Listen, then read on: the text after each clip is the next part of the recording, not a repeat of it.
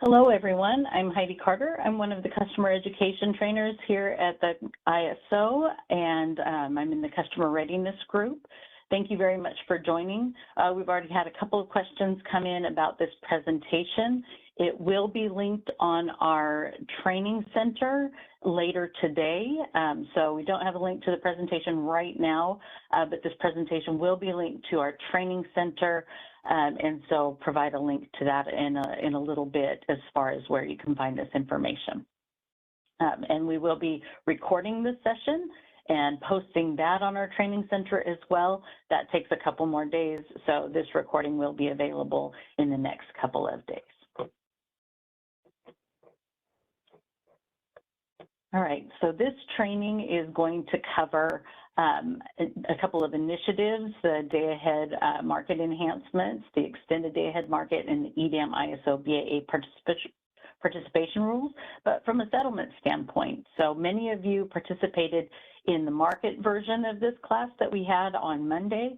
So this is a follow-up. I won't be going into the same kind of detail on those kind of topics, but kind of showing you, where the references are and how they're going to settle out. For a little bit of housekeeping for this training, we ask that you remain muted. You are going to be able to unmute yourself, but we do ask that if you have a question or comment that you raise your hand, and then Radha, who's my producer, will call on you and we can address your questions. You can also feel free to put your questions in the chat. We've got a lot of materials to cover. We might kind of follow a similar format that we did on Monday, where if you put questions in the chat, we have some fantastic subject matter experts that are here that can address some of those questions, and they can either put those in the chat or we will follow up. We'll grab all of those questions that are asked in the chat and we'll follow up with those and post a companion guide that will have the Q&A to this presentation within the next 3 business days as well. So do feel free to participate, but we do have a lot of information that we're going through. So at times might go a little faster, but we'll definitely get back to you, even if it's after, if we have to put something in the parking lot and capture you later, we will be sure to address your questions.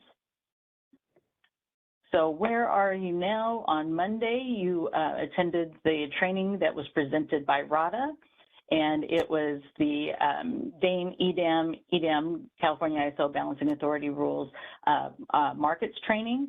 Yesterday, there was a walkthrough that many of you probably participated in, and it was one of our settlements folks, Anthony, went through the business practice manual regarding the EDAM access charge.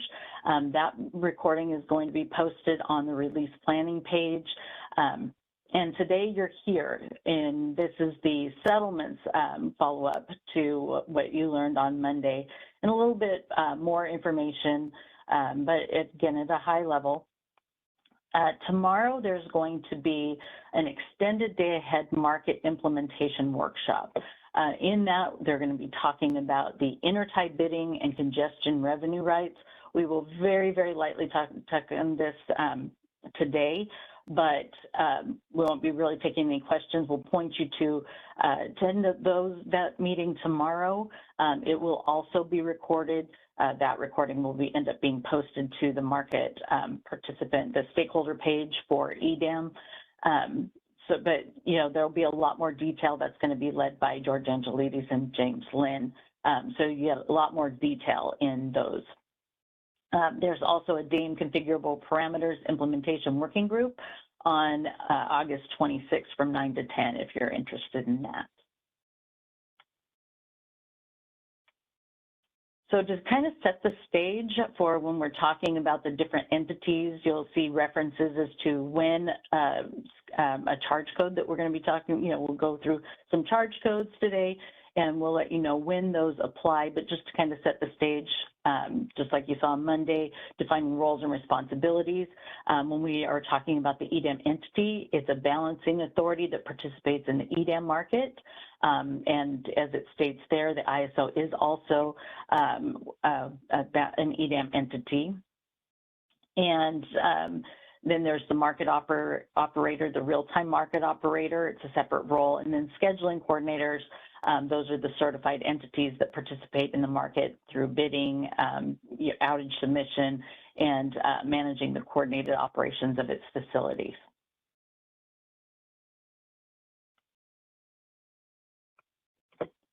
Who is this class for?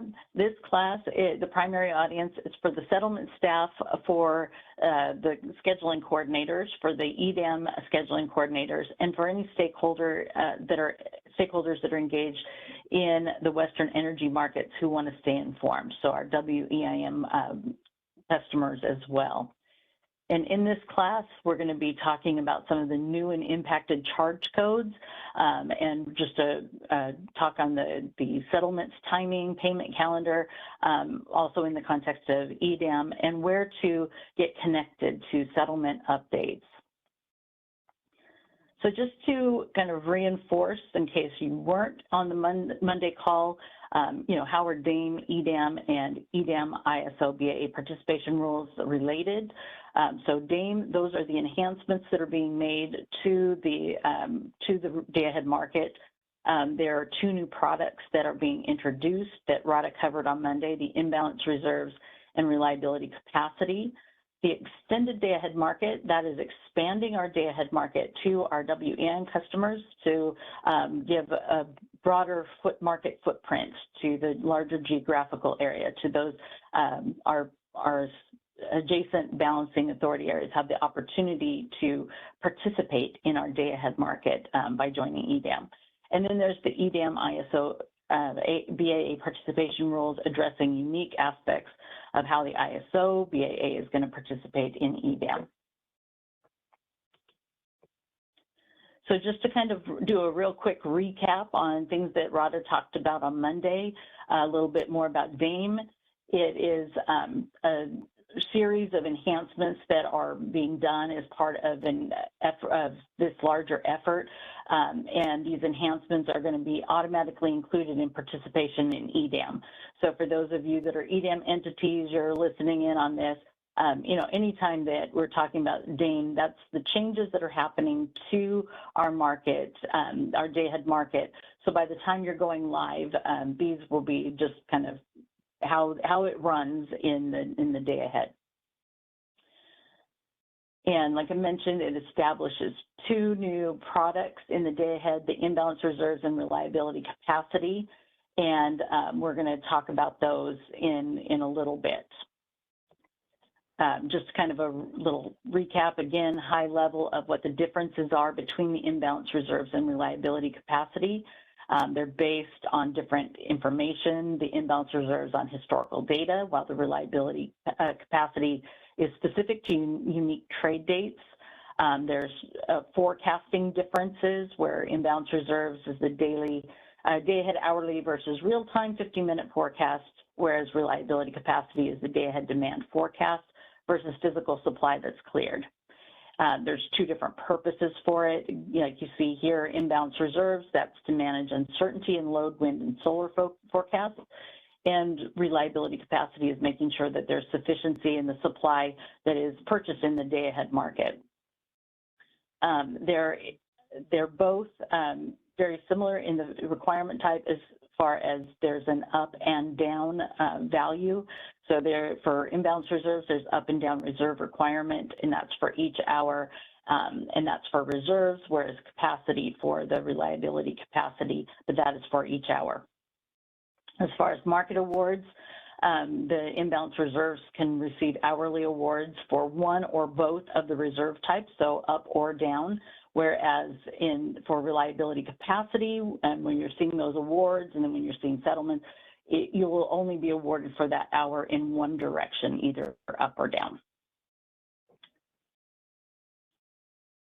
So EDAM, I mentioned EDAM, what is it? It's an extension of our day-ahead market outside of our own balancing authority area, the California ISO balancing authority area, through to our WEIM customers, to those other balancing authority areas. This was developed to be, collaborative with our neighbors and with our stakeholders. And this is an initiative to make sure that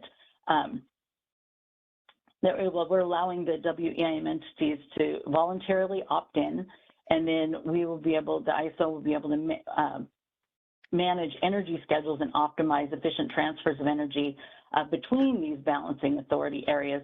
But instead of doing it in real time like it's being done today, it is going to be done a day ahead. The EDAM ISO BA participation rules, that is a framework. It describes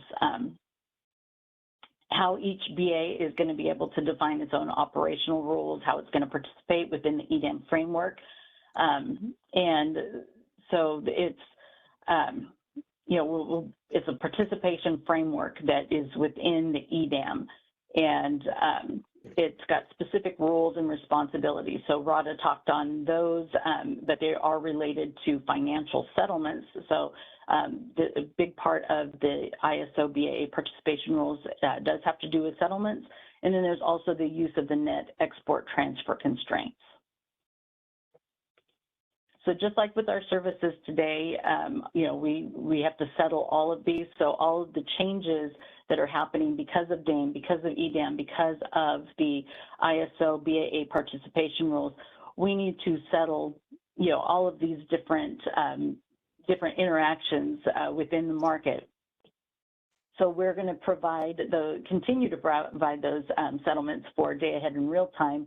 But right now, for WEIM entities, they are only participating in real time. There's only real-time services. These are being extended to incorporate them as well. And they're also conducted with the scheduling coordinators that are representing the market participants. They apply to resources and loads that are bid in and awarded by the market, and cover settlements for energy produced, consumed, and any associated charges.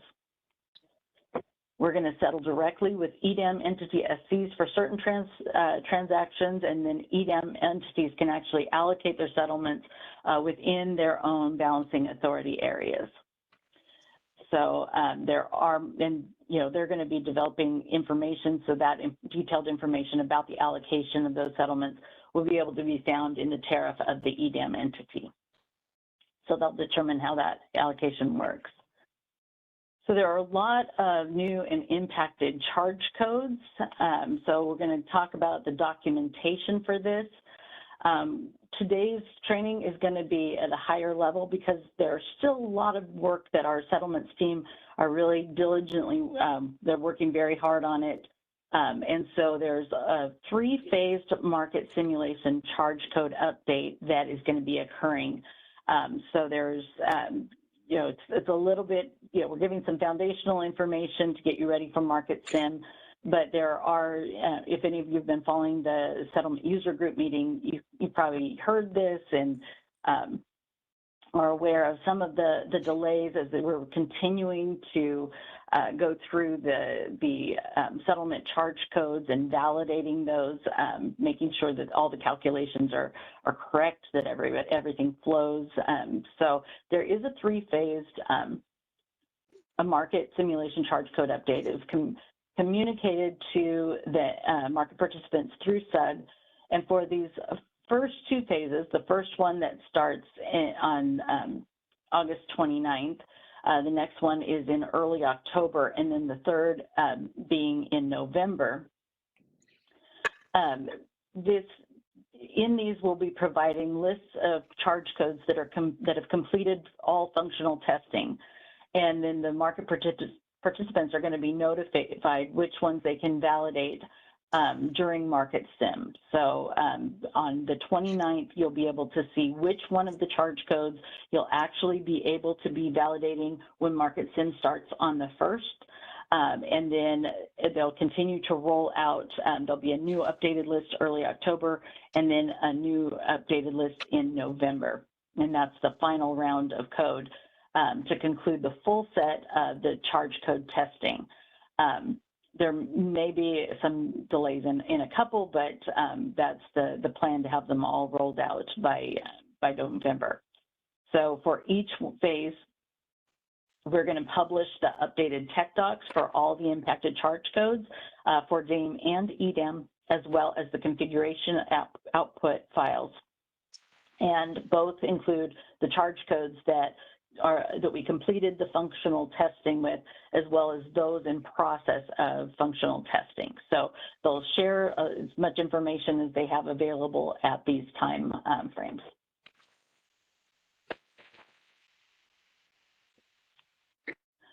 So where can you find information? There is a charge code matrix draft. Some of you may already know where this is, but it is available right now. And it provides information about the charge codes that are changing and based on roles. So right now it's modeled after the charge code matrix that is on the settlements page. And but this one provides the new charge codes or any impacted charge codes, highlighting those in green. And it also adds additional columns. Right now, for instance, there's a WEIM scheduling coordinator, EESC is an example of one of the columns that's already existing. In this new one, we've actually created new columns for the EDAM participating resource, the PRSC, the EDAM load serving entity scheduling coordinator, and the EDAM entity scheduling coordinator. Sounds like I've got somebody that's maybe not muted, and I want to make sure that they don't say something they don't want to have. So, Rod, if you don't mind checking for, I think I found it. I got it. Thanks. So, you'll probably notice, though, that there is a stay tuned coming soon at the top. There was some feedback that was given to requesting to streamline this. So they're also in the process, settlements team is in the process of streamlining this to make it even easier to read. So stay tuned. That's going to be published by September timeframe. But for right now, if you wanted to go out and look at it, there is a link that Rada posted in the chat that you can go out and look at this, and you can see which one of the charge codes are actually going to apply to you based on your role. So if you're joining EDAM as an EDAM participating resource, you'd be able to take a look at one of the new charge codes, 495, for real-time greenhouse gas offset. It's in the imbalance energy group. It will show when it's going to be effective. For in this case, it's going to be for May 1st, and it shows the billable quantity as the meter demand of GHG regulation area. But the EDAM participating resource scheduling coordinator will be able to look at it and say, okay, this doesn't apply to me. However, the demand for the EDAM load serving entity will be expecting to see that charge code on their settlement statements if they're bidding in greenhouse gas as an adder. So this again works just right now. It works just like the charge code matrix. With right now, it has a couple of extra columns that show which ones are complete or not. But again, there's going to be a new streamlined version, so stay tuned. This is a good tool for you to be able to start figuring out which one of the charge codes are going to apply to you. So as you start to dig a little deeper, you know which ones to spend your time on. There is also a draft of the DAME and EDAM charge code summary. This provides a lot of great information because it ties together with tariff mapping. So it's showing all of the new and impacted charge codes that, that are being created or changing because of these projects. So if we kind of break it down, look at the example of information that's in there, there's a charge code number that you'll be able to see. There in the next column, there is a configuration guide tech doc title, so you know which one of the tech docs you want to go and take a look at to get more information. There's the charge code name that is associated with that. There's another column that provides the description and applicability. then it shows a completion priority tier. So this tier system is on, you'll be able to find on our release planning page. There is a breakdown of all the charge codes. They're listed under tiers. This is a priority that they're going through to validate. So you can kind of look at it and say, okay, if this is a charge code that's in tier 1, this is a higher priority. This is going to be one that they're working on validating sooner than something that's in tier 3. So you can take a look at that either on this spreadsheet, or you can go to the release planning page and then be able to actually look at the charge codes, the tech docs that are under that, click on those, open those up, get more information. There's also an indicator of whether or not a charge code is new or if it's updated. And so, again, there are a lot of charge codes that are in here that have had an impact. You know, sometimes it's just adding something to a calculation, making an adjustment, making something scalable, et cetera. But they're all listed, identified, and then they're also identified as to where they refer back to the tariff. So this is a very helpful, valuable document that is going to give you information about the new and updated charge codes. There's also a draft design bill determinant standard and convention document. The purpose of this document is to provide design standard and naming convention for settlement system configuration design. Also provides a direction to the people involved in providing any kind of design standard and naming convention for settlement system configuration design to help you move forward and be able to implement the charge codes as they get rolled out successfully.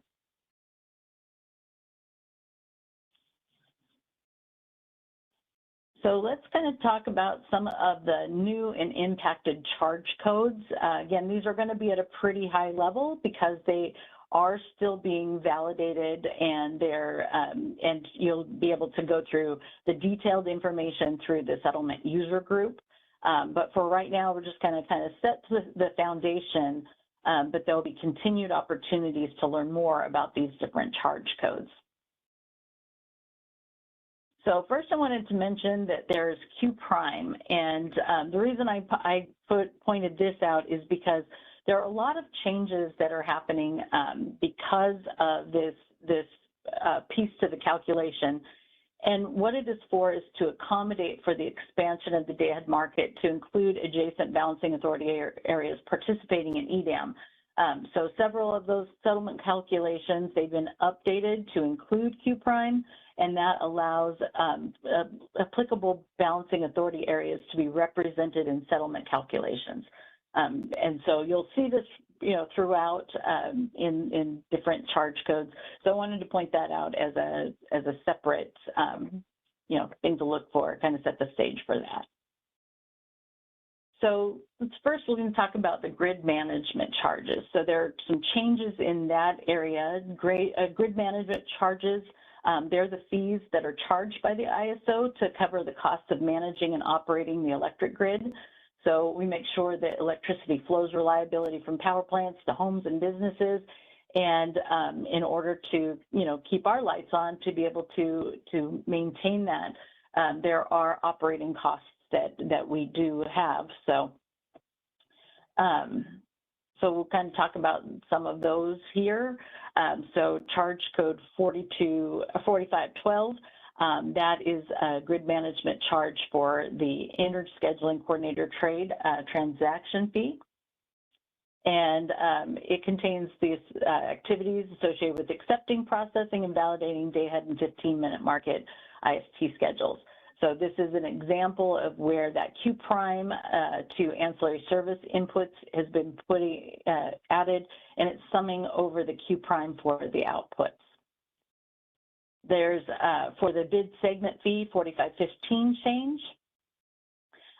It has been updated to include, beyond the economic energy bids and self-schedules, it now has an inclusion of those imbalance reserve up and down bids and reliability capacity up and down bids that are being put in there. So there's a bid segment fee that's associated with those bids, and it also has Q prime that's been included in there.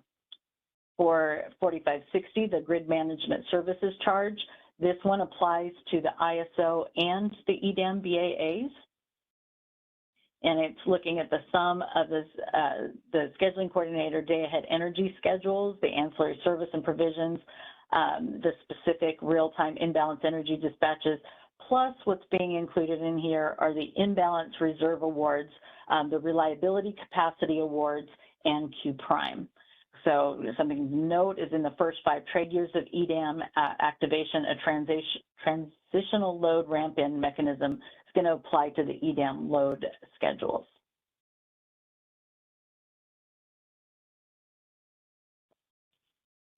Couple more GMC changes. These are some new charge codes. There's 4566. And this is one that is going to apply to the grid management charge, system operations BAA service charge. This one applies to the ISO BAA only, whereas 4567 is for the system operations real-time charge applying to EDAM and ISO BAAs. So these both replace charge code, the current charge code 4561. So that termination date for that charge code will be 12/31/25 per the cost of service study initiative. But these have been split out to accommodate the different customer types. They're looking to recover the costs incurred for running the grid in real time.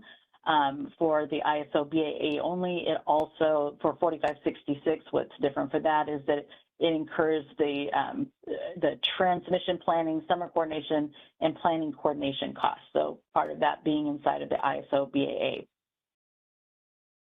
The 4566 is calculated by dividing the annual GMC revenue requirement allocated to the service by the forecast annual gross absolute value of megawatt hour of real-time energy flows, whereas the GMC, the 4567, is calculated by dividing the annual administrative charge, EDAM administrative charge revenue requirement allocated to this service category by forecast annual gross absolute value. So that's where we've just kind of taken this 4561, basically split it into 2 and retiring the 1. So that's a highlight for the grid management charge. There's also an EDAM access charge.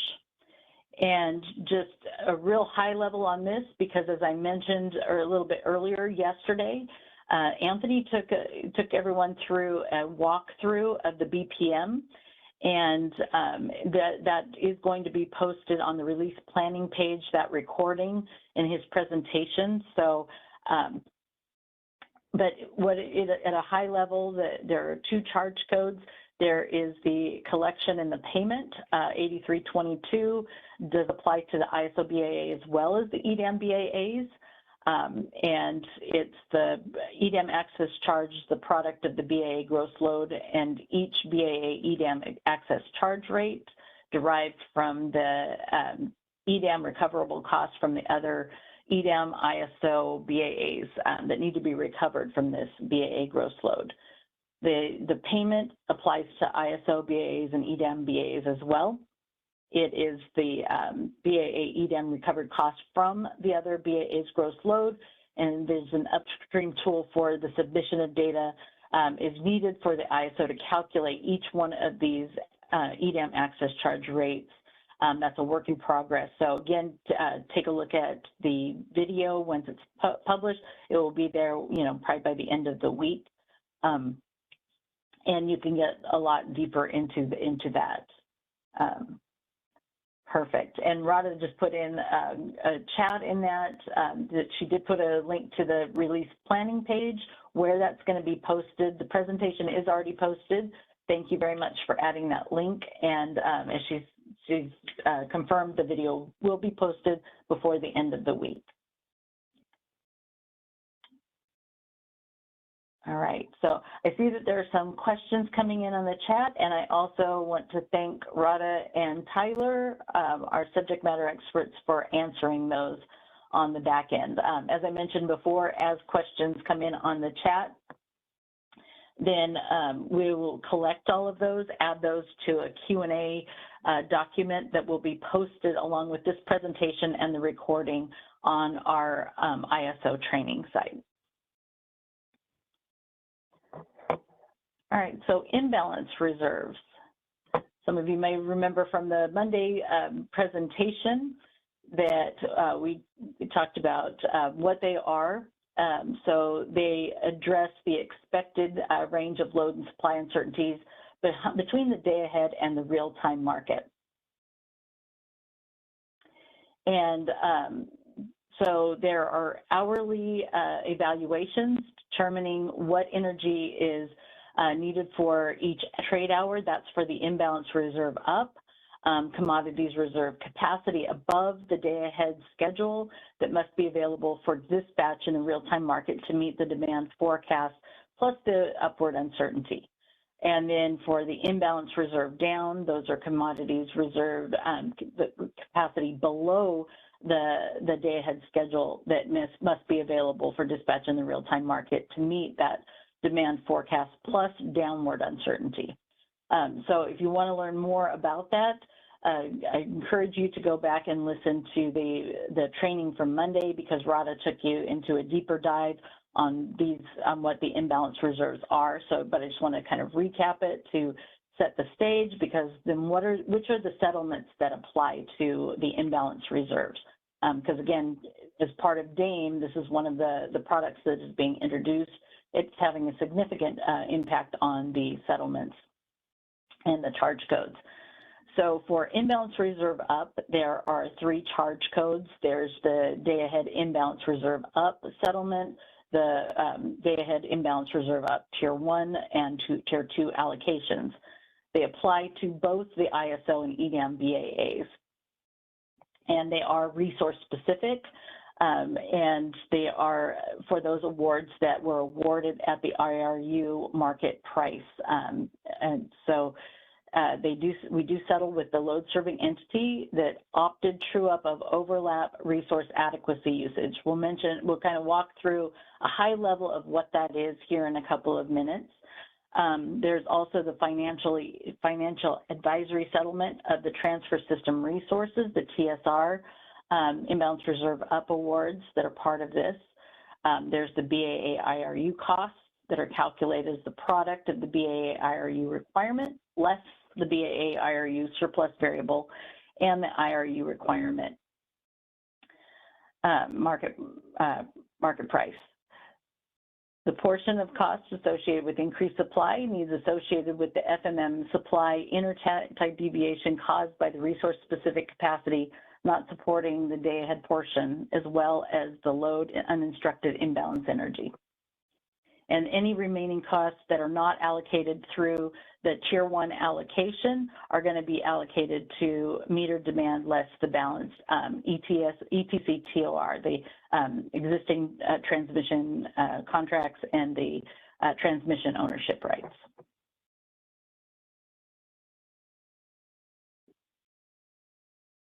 That was in the up direction, and I'll let you take a look at this. I won't read through all of those because it's very similar, but we're just looking at this from also the down direction because there can be awards for imbalance reserve up and down. You might see those settlements, again, for the same hour because they can be awarded in the up and down during that same trade hour. But again, they apply to the ISO and EDAM BAAs, and there's still that tiered allocation, 1 and 2 for, and anything not allocated is in Tier 1 is going to be allocated to meter demand, less the ETC TOR. So a moment ago, I mentioned that in one of the calculations, there's overlapping resource adequacy capacity. And so charge codes 8071 and 8081, those settle with both the resource owner and the LSEs that have this RA overlap capacity. for part of the same IR award. This is something that's mutually agreed upon, whether to opt in or out by the resource owner and the LSC, and they can opt in or out of the RA overlap capacity settlement. There is a DAME transition period that you see there starting in May of 2026 through 2029, for which LSCs can opt in or out of the true-up settlement. And the imbalance reserve noncompliance charge is based on the max imbalance reserve or the 15-minute market flex ramp product prices. We'll talk about the flex ramp product here in a few minutes. Since undelivered imbalance reserve award may be higher pricing in FMM. So what is the overlapping RA capacity? This is a calculation that prevents the ISO from counting the same RA capacity twice within these new DAME and EDAM products. So we make sure that we're allocating the payments for the resources properly. So overlapping RA capacity is the amount of DAME product that falls within the RA capacity range, is physically deliverable, meaning that it's within the range of the real-time lower limit to the upper limit, and the imbalance reserve up and reliability capacity up cannot both overlap the same megawatts. So just saying that there's a priority to how these are being allocated. And that's making sure that there's a sufficient flexibility for both up and down. So, and just kind of quickly, if you're kind of looking at this for definition, this kind of use the terms headroom and footroom. So there's a space between the day-ahead energy schedule and the top of the RA capacity, and that would be for the imbalance reserve up and reliability capacity up. And then the footroom is the space for that lower limit for IRD and the RCD as well. So just like a little touch on this overlap RA, and there'll be more information coming out about it, but I wanted to kind of, it's maybe a newer term, wanted to point that out, but it's really to make sure that we don't have overlapping, and especially when it comes to settlements. So then there's residual unit commitment, reliability capacity. So this refers to any additional generation capacity that is procured in the day-ahead market, making sure that the grid has sufficient committed resources to meet the forecasted demand and any operational reliability needs. And that's for both the up and the down directions, as we've been mentioning. It's awarded to any resources that can start quickly and respond to shortfalls that are not covered by initial market schedules. So you probably remember this from Radha's presentation on Monday. Just a recap of what this is. The RUC process procures that reliability capacity products, making sure that there is that sufficiency and physical supply, because the market's looking at the financial aspect first, and then we have to true that up to make sure that there's actual megawatts to be able to meet the needs to flow the energy in real time. So we need to test that, procure that in the day ahead. So this change is introducing the reliability capacity product. So unlike the existing RUC process that procures additional capacity to meet forecasted demand, that reliability provides both the upward and the downward dispatch capability. It's making sure that each entity has sufficient physical supply scheduled to make sure that they can meet their own load forecast. Both of the reliability capacity products, those are hourly requirements. They're at the BAA level, and they're going to be awarded at the resource level to meet the requirement. Similarly, as awards for these imbalance reserves, in the same fashion as the imbalance reserves, reliability capacity awards will come from the bids that are from across the entire market footprint, and the SC submit these bids for the reliability capacity up and down, but will only receive that award for up or down. So great question, Jeffrey. the IRU and IRD and the RCD, RCU, those are part of the market design. So those are part of DAME, the day-ahead market enhancements. So that is a feature of the day-ahead market. For those that are in EDAM, because they're joining the EDAM, the day-ahead market, they will experience those as well, you know, be able to participate with those as well, but that is actually part of the actual day-ahead market design. So, great question, thanks.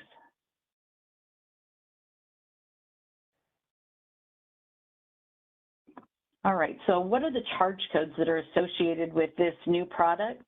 They are, just like we had for the imbalance reserves, there's one for the settlement, and then there are two for the tiered allocations, and both in the upward direction and in the downward direction. They do apply to the ISO and EDAM BAAs, and they are resource-specific settlements, and they are at the RCU market price. There's a financial advisory settlement of transfer system resource awards. And here you can see the calculations, you know, how they're allocated to the net virtual supply plus the negative power for load, the UIE, the underscheduled, and assigned to the entity net. And as it says there, prior to the EDAM BAs enabling virtual bids, we haven't talked about virtual bids yet, but that is convergence bidding. That is something that's not going to be happening for EDAM right off the bat. But you know, once that is available, prior to that being available, the allocation base is going to be limited to negative load uninstructed imbalance energy, so the UIE. So here, very, you know, similarly, and you know, we've got the tiered system of how they're going to be allocated. Any RUC costs that are unallocated through Tier 1 are going to be allocated to the EDAM entity, and then for the ISO, any remaining RCU costs unallocated through Tier 1 are going to be allocated to the meter demand, less the ETC TORs. And similarly, I'll give you just a moment to look through this, but this is just the calculations in the down direction. The big difference here is that it's plus positive load UIE if it's overscheduled. So in the upward, it was underscheduled. Here in the down, it would be if it's overscheduled.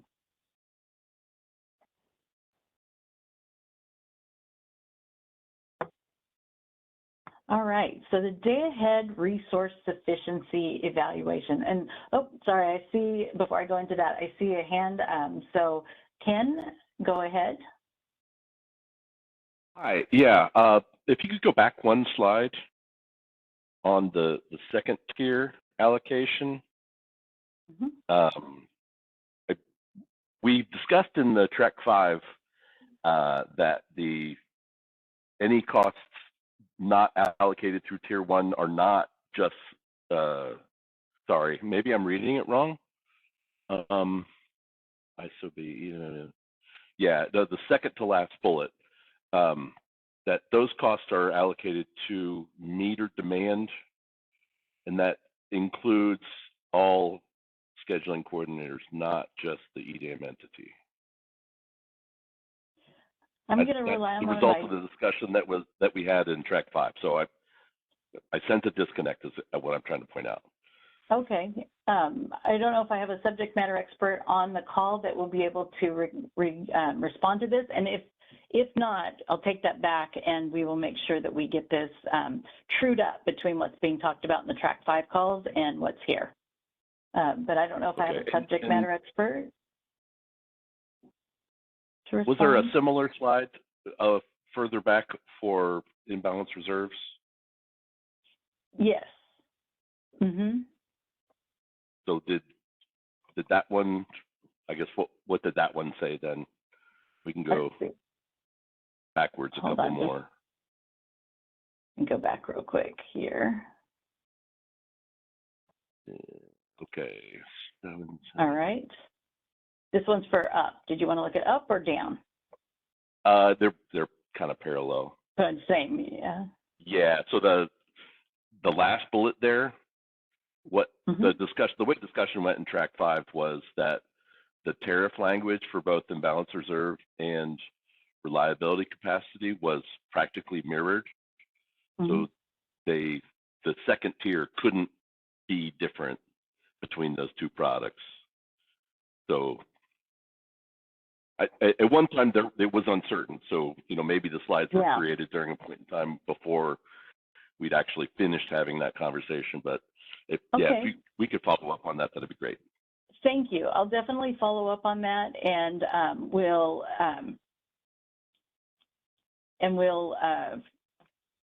talk about that, what the results are.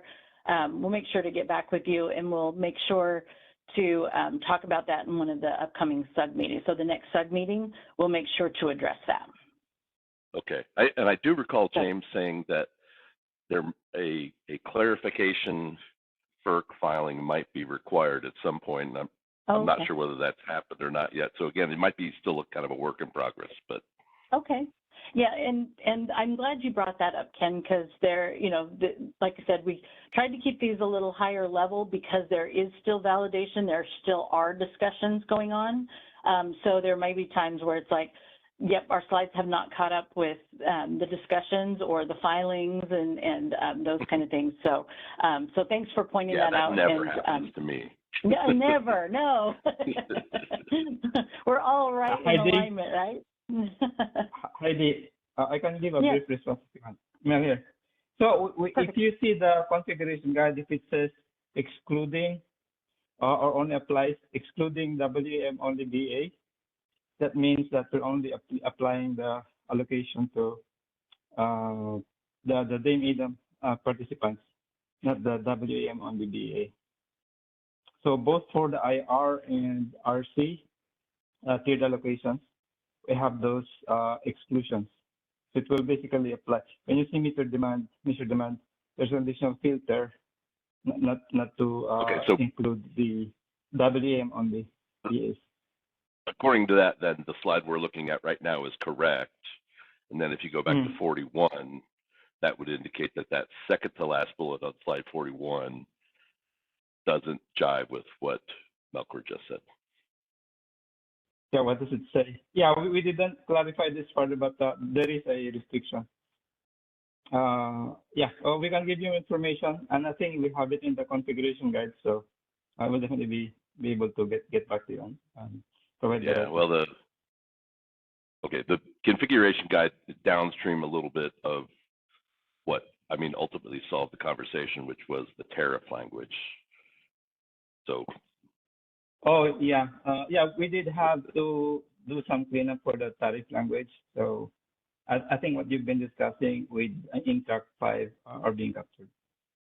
Whatever discussions you had with James. Yeah, he's aware how the should be changed. Yeah, sure. I've taken up enough of your time. I'm gonna just plug myself into the next sub. Perfect. Thank you for pointing that out. Like I said, we'll follow up. Thank you, Mel, for adding some context there. And it's good because said a lot of these things are still being discussed and flux being validated. So appreciate you pointing that out. So thanks, Ken. We'll be sure to follow up. Kathleen.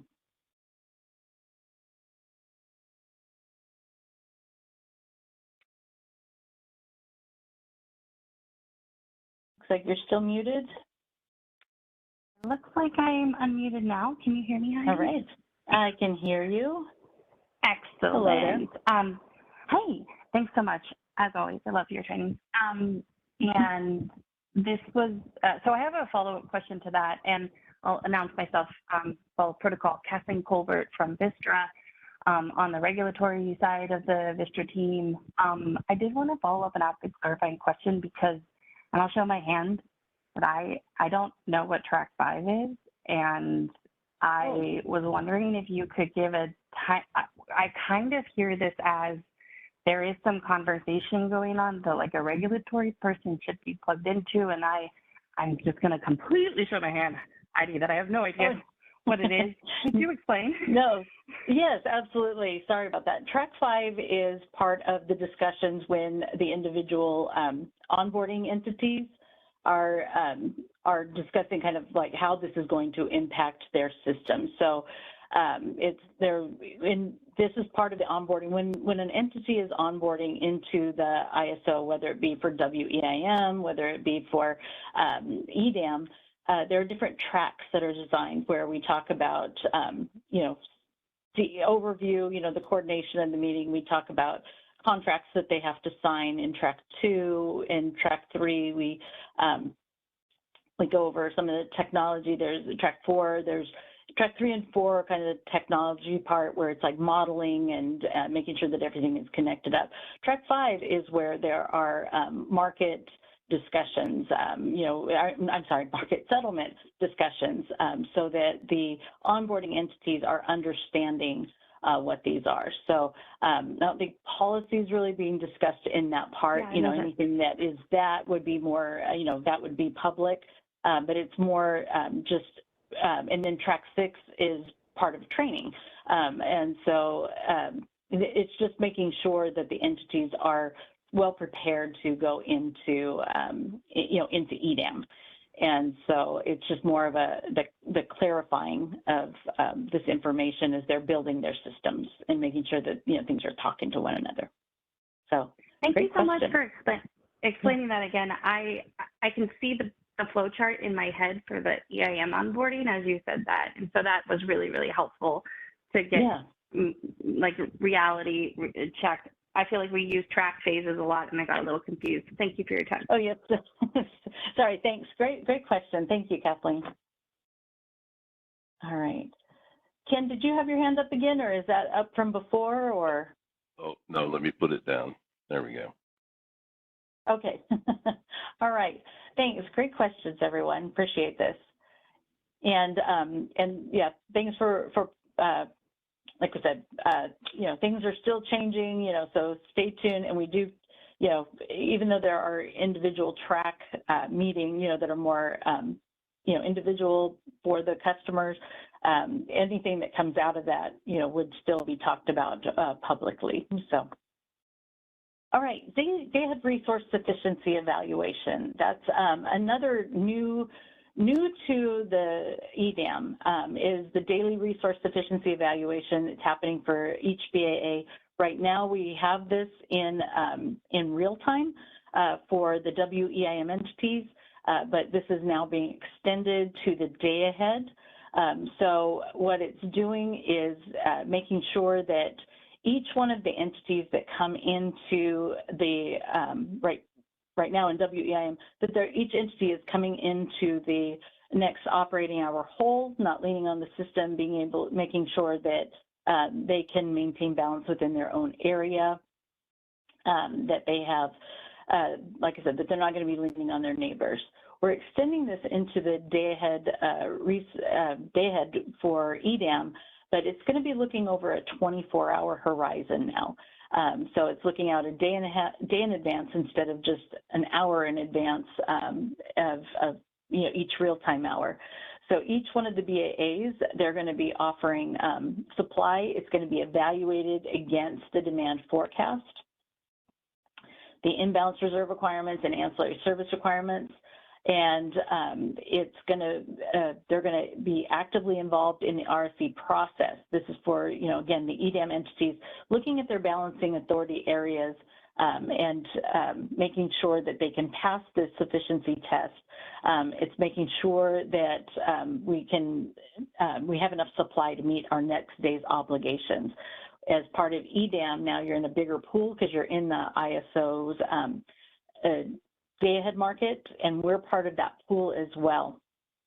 So if an EDAM entity fails an RFC, an entity may be exposed to surcharges that act like an incentive to take proactive actions to meet the RFC requirements. So there are settlements that can be associated with this based on some of those failures. But they are tests that are run. At the beginning, there are no financial consequences. It's more when it gets to failing that there could be surcharges assessed. So as part of the WEIM sufficiency evaluations, we're looking at, can each balancing authority balance their load? So there's the balancing test. We're looking at their bid capacity. Do they have sufficient bids up and down that they're going to be putting into the market to be able to maintain that balance in their load? Is there flexibility in their ramping capabilities? And is it feasible to share this? When we look at the EDAM resource efficiency evaluation, this is a binding test. So there's a process in the morning where they're going to be able to make adjustments to be able to pass by 10 o'clock prior to running the day-ahead market. So this is before any optimization starts happening. We're looking at bids, assessing if there are sufficient bids that are in there or self-schedules, which are also submitted as bids in the cyber tool, but it's making sure that an EDAM entity's forecasted load needs are met. We're looking at ancillary services, making sure that a BA has sufficient contingency reserve capacity available per AS requirements, because again, in the day-ahead market, we're still not procuring AS ancillary services on behalf of the WEIM or on the EDAM entities, but they are submitting that as a self-schedule to show that they can meet their capacity requirements. We also look at the imbalance reserve. So we just talked about those, making sure that the EDAM entity has that sufficient bidding capacity to meet the uncertainty between the day ahead and the real time. So there is a flex ramp sufficiency test now in real time, but in EDAM, we're looking for the EDAM entity that they have bids that are bid in specific values for both imbalance reserve up and imbalance reserve down. And whereas the WEM entity is, the value is determined by the market based on energy bids. So, and I just kind of looked over real quick. I see that there's some questions coming in. Appreciate the answers again, Radha, that you're putting in there. And Chanyu, yes, we are going to be capturing Ken's questions and making sure that that's part of the Q&A as well as covering it in a future sub-meeting. So with resource sufficiency evaluation, failure could lead to these charge codes. So there's the resource sufficiency evaluation surcharge settlement that applies to both the ISO BAA and the EDAM entities. There's a 3-tier surcharge to the BAAs that fail the day-ahead resource sufficiency test. It is going to be based on failure quantity and the relevant locational marginal price or the trading hub prices. So that's what, what it's going to be determined on. The ISO BAA is going to be able to sub-allocate the surcharge to the metered demand less the balanced existing transmission contracts and transmission ownership rights, the ETC TORs. There's also the allocation. So this also applies to the ISO BAA and EDAM BAAs. It's distributed to those BAAs that pass the day-ahead RSE test, and it's based on the net transfer system resource, the TSR export ratio. Any of those EDAM BAA revenues are going to be allocated to the entity, and the ISO is going to sub-allocate pro rata to meter demand less the balance ETC TOR. So those are the charge codes that are associated with this new RSE for the day ahead for EDAM entities. There's also part of this, and there's an effect here, there's assistance energy transfer. This is something that has been in the real time in the WEIM, and it's a mechanism to make sure that we provide, that the WEIM entities provide reliability benefits to these BAs that may be short on energy capacity or flexibility.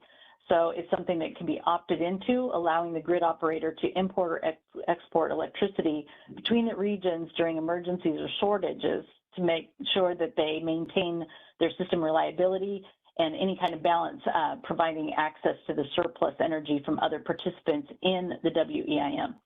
So this access is relevant when a BAA fails its RSE resource sufficiency evaluation test for upward flexibility upward capacity and flexibility needs.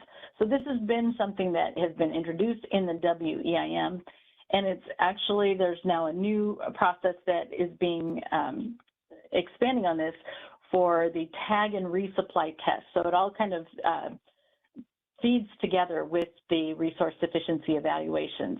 So we're checking, are each EDAM BAA's gross imports sufficiently tagged? So during each run, the system is going to check whether each EDAM BAA's gross imports, are they sufficiently tagged?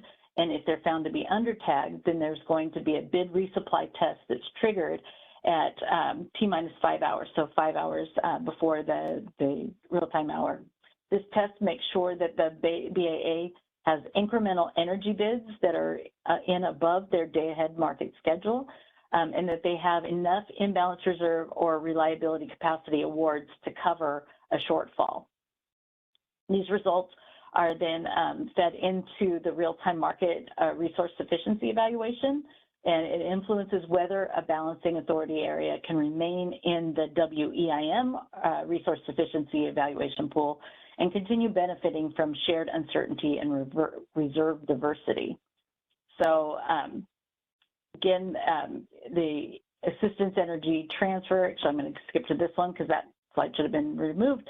The assistance energy transfer right now for WEIM, make sure that the balancing authority that fails a resource sufficiency test can receive those emergency energy transfers through the market, but there's typically a surcharge that is associated with that. For the EDAM, it's based on the day-ahead schedules as opposed to the WEIM base schedules. And it allows BAAs to share ramping capability across balancing authority area boundaries. And it does depend on, if they've elected to have AET or not. There are boundaries and there's grouping that happens for BAAs that elect AET. They can be grouped together to exchange the energy with other balancing authority areas that have opted into AET. And then BAAs that do not elect to go in there, they can only exchange energy within their own group. So they can't be exchanging or interact with those or with the AET BAAs. If a BAA fails tagging and resupply and fails the flex test, they must now operate independently.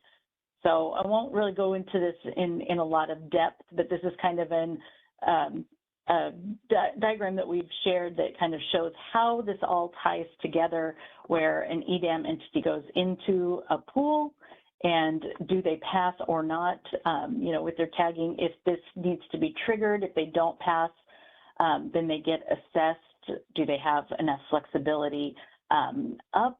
And if they fail, then we look at are they opted into the AET? And then it determines on if they're going into the next hour into real time solo, where they're kind of relying on themselves for passing, and then there'll probably be settlement implications from not passing. Or if they have AET, they have that assistance energy transfer, and there will be a surcharge that is assessed. And so you can see there are different paths that can go through. This is when I mentioned the grouping. If a group goes through, they passed, we check for flex up. If they happen to fail, they don't have sufficient flexibility in their range. But if they opted into AET, these folks here, like FGH, they would be able to transfer resources, and CDE could transfer resources, but they don't have AET, so they cannot. We couldn't transfer between those groups to kind of have that assistance energy flowing. So this is very high level, but it's really just to kind of point you to there is a settlement that is associated with this. There are two charges. There are charge codes. There's 6476. It's the real-time assistance energy transfer surcharge. It applies to all the BAAs that elect to opt into AET. They can elect to opt in that day. They can opt in and know that maybe they're going to have a few months where they have the potential of failing the resource efficiency evaluation. Maybe they've got, weather issues, some kind of shortages that are happening. They can opt in for, days, weeks, months as well. If they are in, if they've decided to opt into AET, they will be, they can be assessed, the BAAs can be assessed that fail the real-time market RSC capacity and or flex test. For EDAM BAAs and WEIM BAAs, the surcharge are allocated to the entity, and the ISO BAA surcharges are sub-allocated to measured demand, less the valid balanced ETSR TOR schedules. I don't know if they are now, but the ISO can opt into AET. So it would be a decision that would be made, you know, based on conditions, looking out at the forecast, et cetera. Charge code 6479 is the allocation of that real-time assistance energy transfer. It could apply to all the BAAs, and it would be allocated to BAAs that pass the RSC test pro rata to net exporters beyond their base transfer. And then the ISO will sub-allocate to SCs providing incremental net real-time imbalance energy, the FMM-IIE, the real-time dispatch, IIE, or the uninstructed imbalance energy, the UIE, and that's excluding the negative power for load.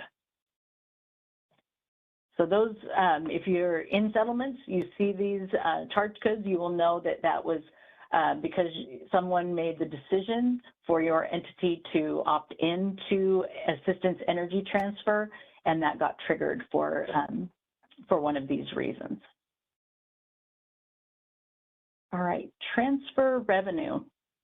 So this refers to the financial compensation that's given to transmission right holders when their transmission capacity is used to move energy between the balancing authority areas. So it's calculated as the difference in the energy component of the LMP between the source and sink, and is shared between the adjacent areas that are involved in the transfer. Now, I'm going to just talk about this at a super high level because Radha did a great job talking about TSRs, going into depth in those in the Monday class. So if you want to learn more about the TSRs, then I highly suggest you go to our ISO training page and listen in on that recorded training and look at her presentation, because there are more slides that are associated with it. She does a great job going through more of the details with these. But at a high level, the EDAM and WEIM, they're both based on the concept of transfers between these balancing authority areas that are in the market footprint. So any of the movement of energy between the EDAM to EDAM is going to be categorized into 4 different groups. So I'll show you that here in a minute. And each one of the BAAs is kept in balance separately with a power balance constraint. It allows for an optimal net transfer that is either positive or for export or negative for import. So again, she goes into a lot of great detail on this information, on what the power balance constraint is.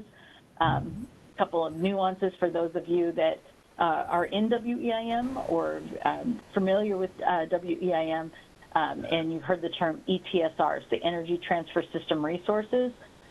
These are basically the same thing. There's a difference in how they're going to be mirrored and you know, how they're set up.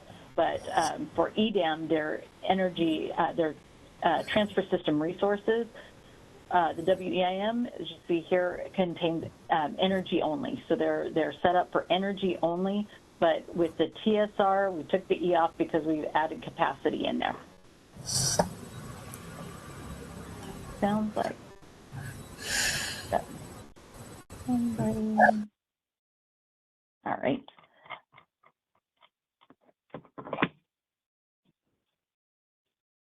Okay, so what are the types of transfer system resources? There are 4 different types. Type 1 and 2 are for the EDAM scheduling coordinators. So kind of like the you know, like our transmission customers. Type 1 is bilateral energy transactions. Those are between the EDAM SCs that are exercising physical and financial transmission rights on each side of a transfer. And then you've got the type 2, which are capacity from the EDAM SCs that release their transfer rights on each side of the transfer location. Type 3 are for the resource sufficiency evaluation eligible transfer capacity that's released by an EDAM entity.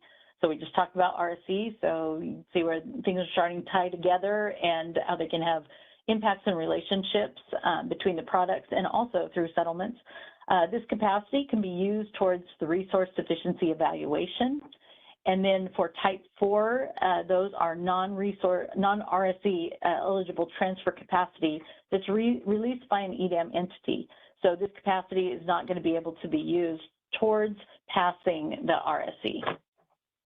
So that, again, just a high level over the transmission system resources and who they're for. So, you know, 1 and 2 for the EDAM SVs, type 3 and 4, if you want to think about it, those are for the EDAM entities.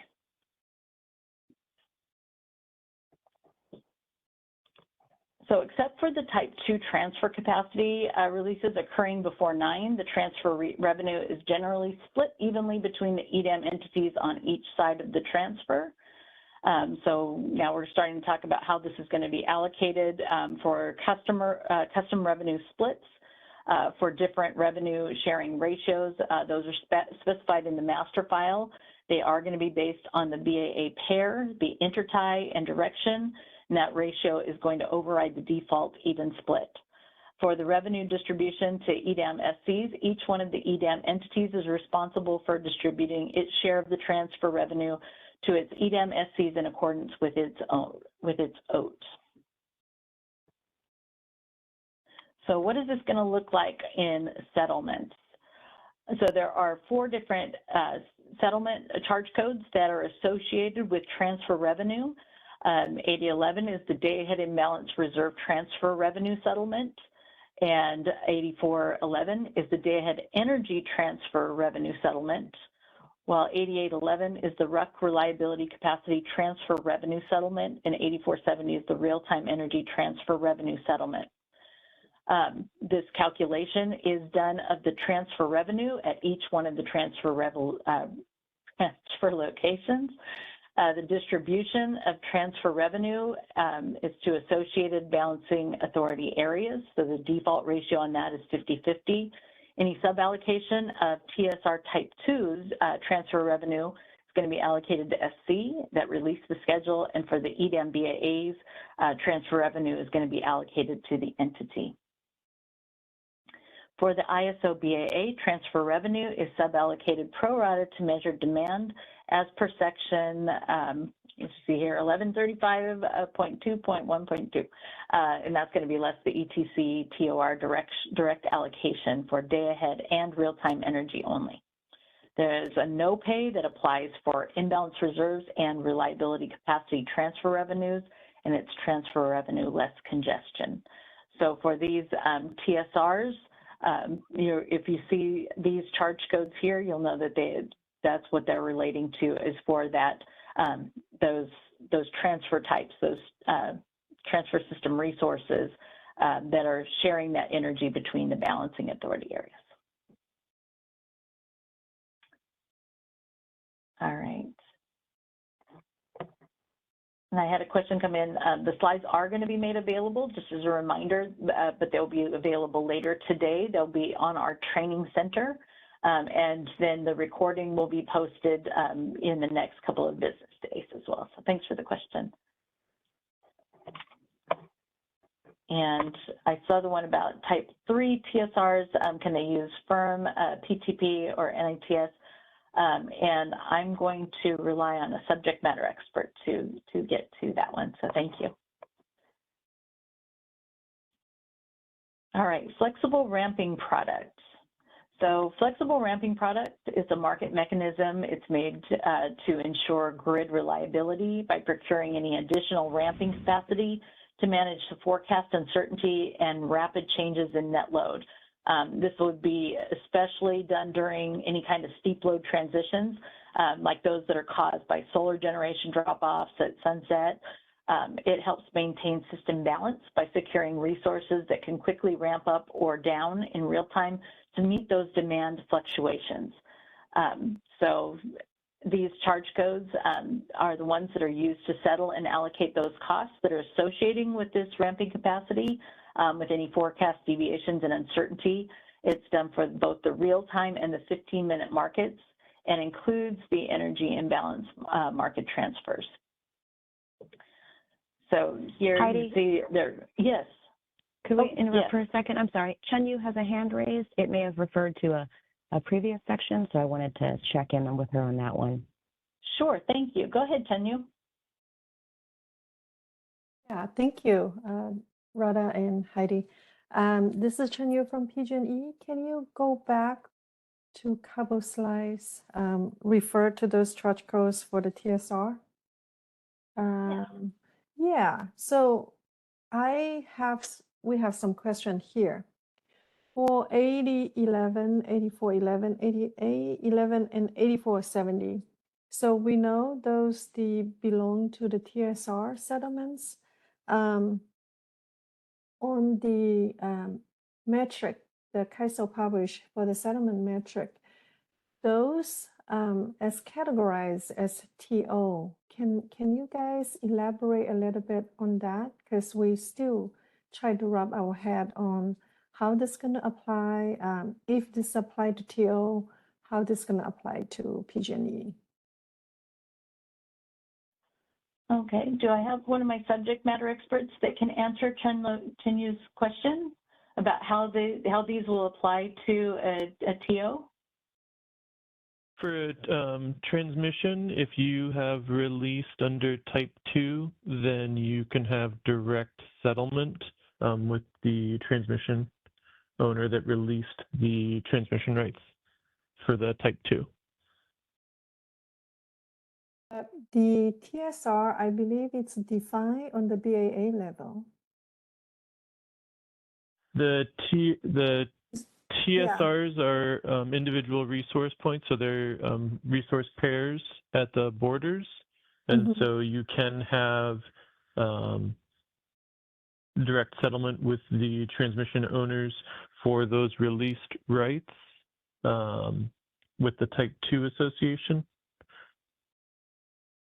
Okay, Tyler, so under so we'll say if we don't have any TSR resource, but we understand CISO, which is the CAISO as a BAA, may have some. So I just trying to, honestly, we have a ticket on this and we're just trying to really have a better understanding on this. Just, I am not sure this is the right form, but I just think that you have all the subject matter expert here. If you think that a separate conversation will help us out, that would be great. Yeah, let's reach out and get a separate conversation for that. Okay, thanks, Tyler. So I will reach out to you, or you will set up a meeting. Let's touch base. Yeah, offline. Thank you. Thank you. Thanks, Chunyu. Thank you. Oh, go ahead, Tyler. Chunyu, can you said you have a city ticket out for this? Yes, I will get the seated ticket number to you by end of today. We do have an open city ticket. Yeah, thank you. Much appreciated. Thank you. Thanks, Chunyu. And Kathleen, I see your hand up.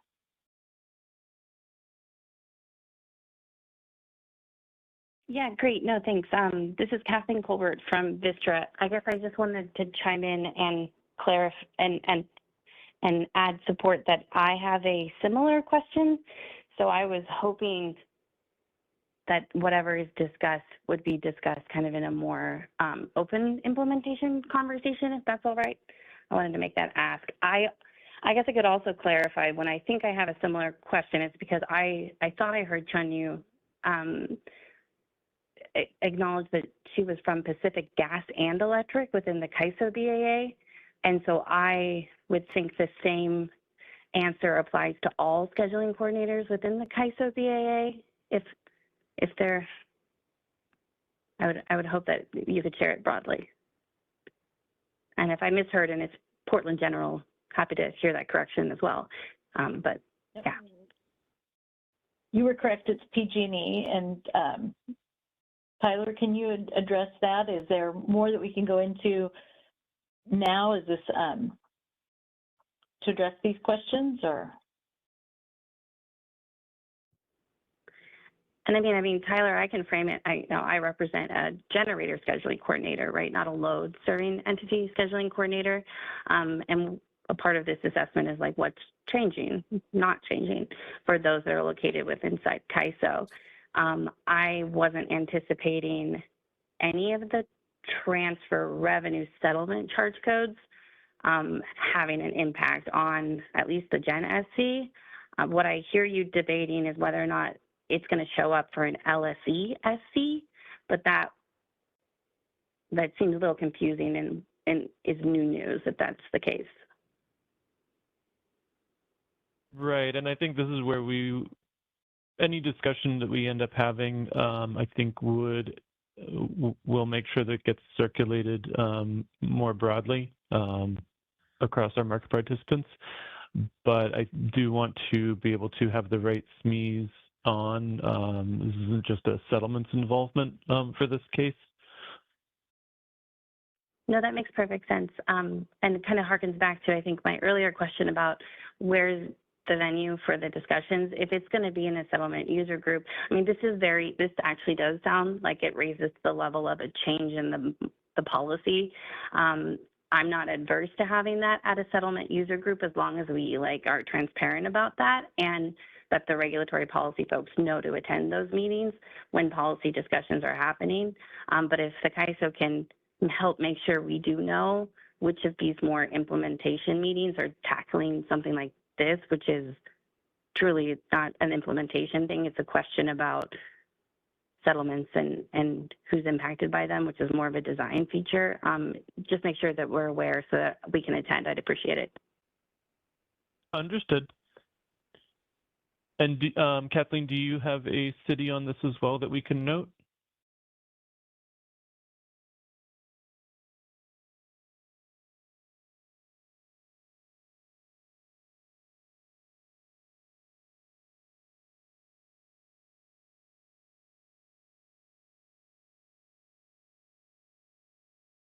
Kathleen, I don't know if you have a city ticket.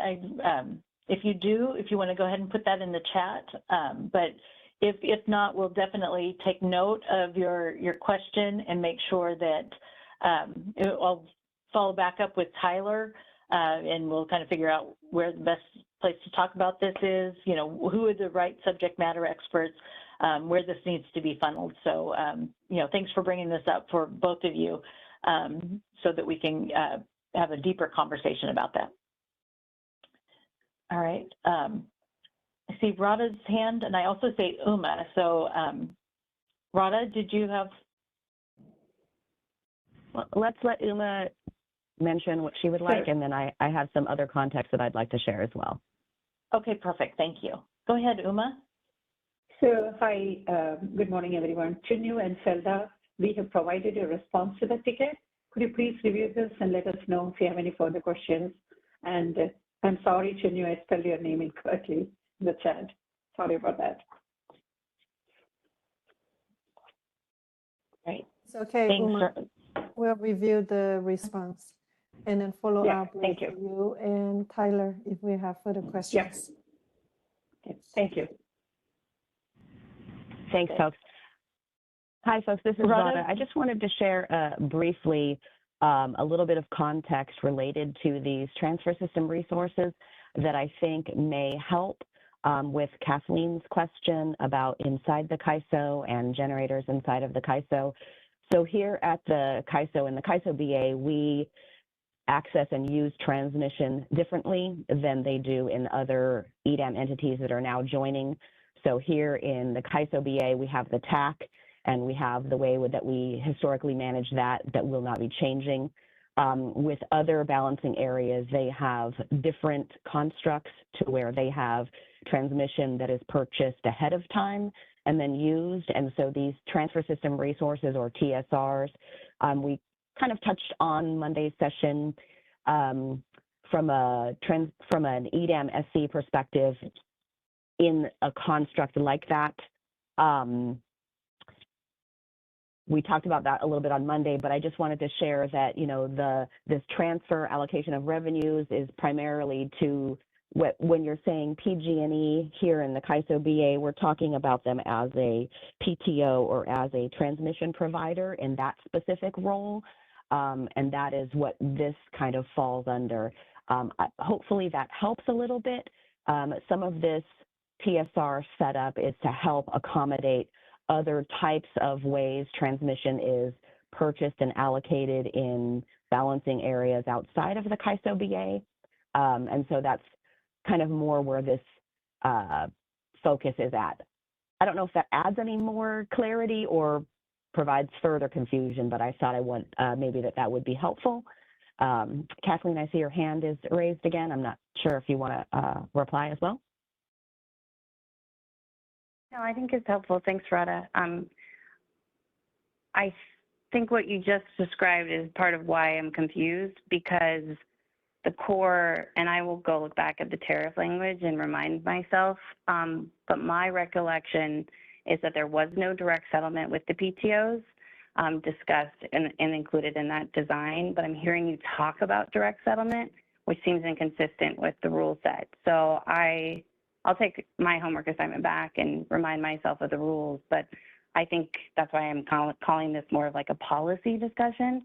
If the policy is one thing, which is to allocate, you know, the CAISO receives, the BAA receives it, and then there's an allocation approach. I just need to understand if this is a change to what was in the tariff filing. If it's not, and it's really hard to track with the conversation we've had so far. So that's the reason I'm asking for it to be like an open conversation at some point. Absolutely, absolutely. Yeah, the way that the ISO is going to allocate those costs out or through the EDAM ISO BAA participation rules initiative specifically for the CAISO, and then other entities are going to allocate it out through their own OAT. These TSR allocations are directly with the EDAM entity for all except for one certain type that is directly with the scheduling coordinator that has purchased those transmission rights. And so it does sound like there is some confusion at the customer base or larger stakeholder level about this, and perhaps that's a note that we can take back. You know, like I said, or Heidi said earlier, there's an implementation meeting tomorrow, but that's on 2 other topics. And it may be worth noting that there's some confusion in this area that could be cleared up as well. So thanks for the feedback. Appreciate it. Yes, great. Thank you, Radha. Appreciate that. Great questions, Kathleen. Thank you. And yeah, I think that would be great. Is, you know, we'll figure out what that best avenue is to talk about that. Can you see your hand back up? Yeah, I just want to provide a quick response to Uma and Tyler. I don't believe the question we have specific to this charge codes is being addressed. It's a very general, so we'll have some follow-up on discussion, follow-up with Uma and Tyler. Thank you. And also, thank you for that, Shanu. Yeah, I just also think I heard this is on the BAA level, and I think will be really helpful, because I think a lot of time we are being confused. Is we understand we in the CISO BAA, we inside, and how are these new charge codes applied to us? So I think that it's something we're always looking for clarity. Thank you. Yeah, no, this is great, you know, that you brought all this up, and it definitely, like Radha said, it leads to a deeper discussion, you know, that is, and I think it should be holistic, you know, from a policy, from how it works, you know, functionally, and how it settles out. So like I said, we'll take this back and look at how we can set up something, like Radha said, maybe something similar to the implementation workshop, where we can go through this with the right subject matter experts on the call to be able to answer some of those technical questions. And so that's, Kathleen said she had homework. We have homework too, so take this back and be able to get those questions back to you. So Kathleen, I still see your hand up. Was that from before, or was that, and I saw a thumbs up from Tyler, so he's agreeing, so that's good. So, okay, I saw your hand go down. All right, we've had a great discussion so far. Let's go ahead and give you just a quick 5-minute break to be able to stretch your legs, maybe get a little water or coffee refill, and we'll come back in 5 minutes at 10:40, and we'll keep moving along with flexible ramp products. So thanks for some great discussion. Yes, all right, thanks. All right, welcome back from break. Now we're talking about the flexible ramping product. And again, it's a market mechanism designed to make sure that we have grid reliability by procuring additional ramping capacity, managing forecast uncertainty, and rapid changes in net load. And so we're just making sure that we're maintaining that system balance by securing resources that can quickly ramp up or down in real time. These are the charge codes that are used to settle and allocate those costs that are associated with the FlexRamp product. So there's charge code 7070, which is the FlexRamp forecasted movement settlement. There's 7071, which is the flexible ramp uncertainty award settlement. And then 7076 and 77 are the allocation for those. And then 7078 is the FlexRamp settlement rescission. 7081 is the FlexRamp forecast movement allocation for EIM transfers. And 7088 is the flexible ramp uncertainty allocation for those EIM transfers. These apply to all the BAAs. It's the net of imbalance for FMM forecasted movement settlements from the FMM quantity from the day ahead base schedule quantity, and the RTD FM imbalance settlement. So I'll spare you from reading the rest of those, but they are, as you can see there, I'll give you a moment to kind of look at those, but there is a settlement for the FlexRamp up settlement. And now we've got a portion now of the IRU award and the RTD FRU award settlement. So you can see where the imbalance reserve now is part of that. With EDAM, it accounts for the new day-ahead energy assistance transfer that we talked about, the AET versus non-AET pools concept. You know, when the EDAM resource efficiency evaluation BAA pool fails, that real-time RSE. It contains FlexRamp up RSE pool for the BAA and BAA pools, BAA to BAA pools, sorry, that pass the real-time market RSE. And these costs are going to be allocated to the meter demand of the appropriate pools or BAA.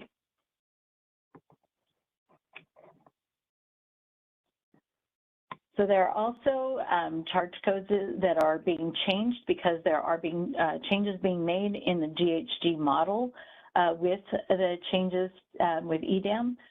So DAME and EDAM. So there's greenhouse gases. That is an accounting that makes sure that the electricity generation that's serving load in GHG regulated areas reflect the cost of carbon compliance. So any generators that include a GHG bid adder in their offers, and the ISO uses those attribution and counterfactual modelings to determine which one of those resources are going to be responsible for emissions. So that aligns with the dispatch of the state climate policies. So for the new GHG model, this was talked about again in a little more depth on Monday. There is also a GHG CBT, but the EDAM does allow utilities and other market participants to bid on the energy for the next day, facilitating efficient resource allocation, and those emissions from the identified resources are considered in our market optimization processes.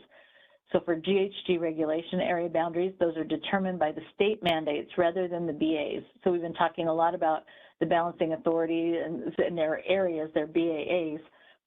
But from a GHG standpoint, we're looking at the boundaries that are created by the states themselves.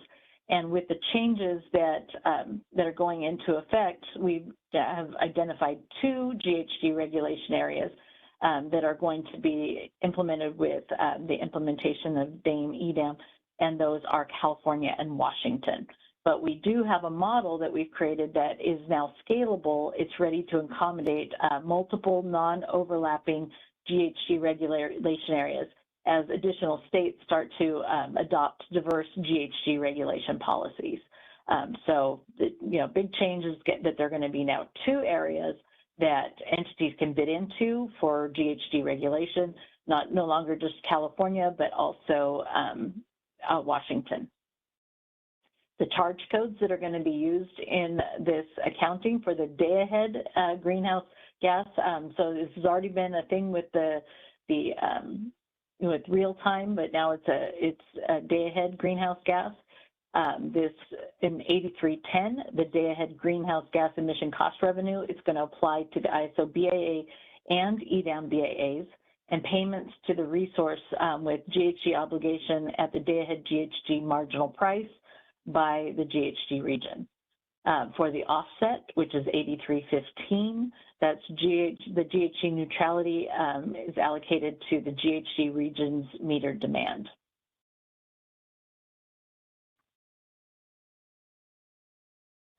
So that's all I'm going to cover for the GHG, but those are the charge codes that you would see if you're bidding in. Now, convergence bidding, I mentioned this a moment ago. And so convergence bidding is something that lets market participants in the day ahead place financial bids to align prices between the day ahead and real-time markets, reducing any price differences and improving market stability.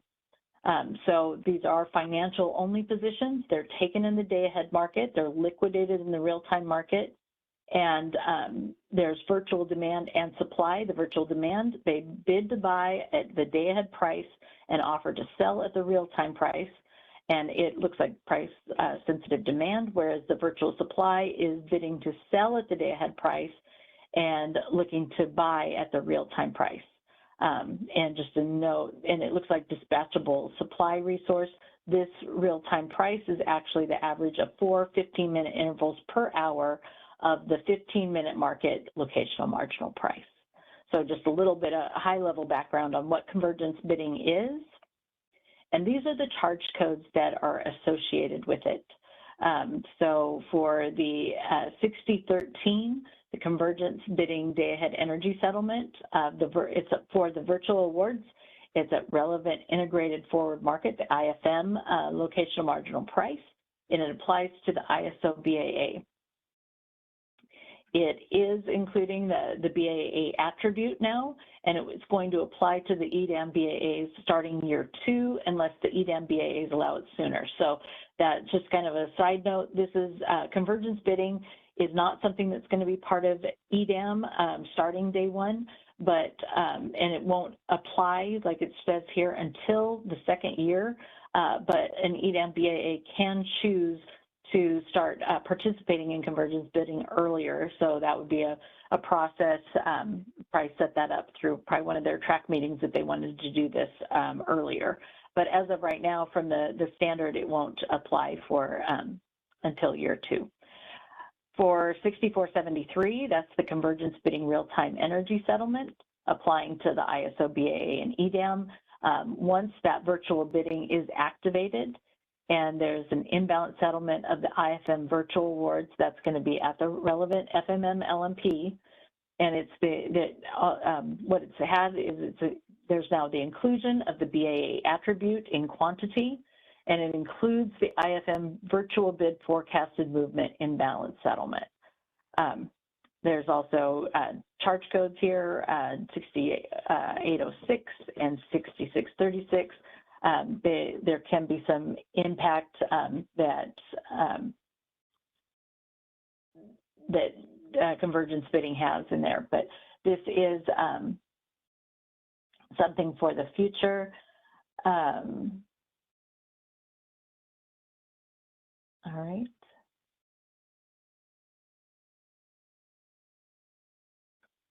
And for, there's a question about, from Michael about the ISO can we participate in EDAM convergence bidding once it's allowed? So anybody that's in the day-ahead market right now can go through a process to become a convergence bidder, a convergence bidding scheduling coordinator, and participate in that. So there is information on our website about becoming an SC, and that's one of the processes that you can go through. All right, ancillary services. So ancillary services support the reliable operation of the power grid. They provide backup resources like frequency regulation, spinning reserves, voltage control, and that's intended to maintain stability and respond to unexpected changes in electricity demand or supply. So it's a requirement, WEC requirement, to make sure that there are sufficient ancillary services. And there is a cost that's associated with those. There's several charge codes that are associated with ancillary services, and it depends on the different types, the different usages. They have to do with spinning and non-spinning reserve capacity. There are some that have to do with regulation up and down capacity, and for settlements and for allocations, there's neutrality. So there are many charge codes that are associated with this. So we're just going to point out what the real changes are to the ancillary services charge codes. You can see there are no new charge codes that associate ancillary services for DAME and EDAM, so no new ones. But right now, because EDAM does not procure and is not going to procure ancillary services on behalf of the EDAM entities, these charge codes will apply to the ISO Balancing Authority area only. The EDAM BAAs self-provide their AS to meet requirement needs, and the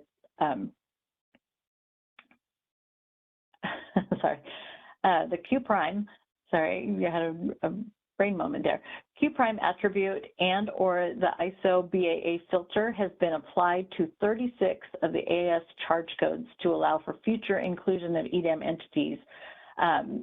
So if we just decide in future policy activities that we decide through EDAM, the EDAM entities will start having the ISO procure ancillary services on their behalf. The system is being set up now as we're going through it to be scalable by adding that Q prime to be able to include them in if they should start to bid in their AS. So that's a high level of what's being covered outside, on the ancillary services. There are also some bid cost recovery updates. So bid cost recovery in the ISO market, it makes sure that generators are compensated if their market revenues fall short of their accepted bid costs, and that could include their startup or minimum load costs. So it looks over a whole 24-hour horizon to see if there are any shortfalls, and if they are, then there are payments to make them whole. So from a bid cost recovery standpoint, there's charge code 6620, and that's the bid recovery, the real-time market bid cost recovery settlement. It applies to the ISO BAA only, and all that was done there was to remove the summation of the BAA attribute. For 6630, it applies to both the ISO and the EDAM BAAs. It's the IFM, so the Integrated Forward Market Bid Cost Recovery Settlement. And it's compensating supply resources that are committed by the market for energy, ancillary services, and imbalanced reserves. So that IRU, IRD coming in here, and if the resource daily revenues do not exceed resource daily bid costs. There are also tiered allocations that are part of this. There's 6636, which is tier 1. The EDAM BAA allocation is going to be $0. The ISO allocation is based on the SC net virtual demand or SC net positive meter demand for increased load, For ISO BAA sub-allocation details, there is a charge code that's published, charge code 6636, that you could take a look at. For 6637, that is the Tier 2 allocation, so any remaining BAA, IFM, BCR recovery settlement after that charge code 6636 allocation will be allocated here. And it's going to be to for the EDAM entity, the EDAM BAA, the allocation is going to be to the entity, while the ISO BAA sub-allocation is to measure demand, less valid balanced ETC TOR schedule. There are several changes that are going to be made as well too, and we'll talk about pre-calculations here in a little bit. So I'm not going to go through these in detail. Once the presentation's published, you can take a look at these, but we will talk a little bit about some of the changes to these charge codes as well, these pre-calculations.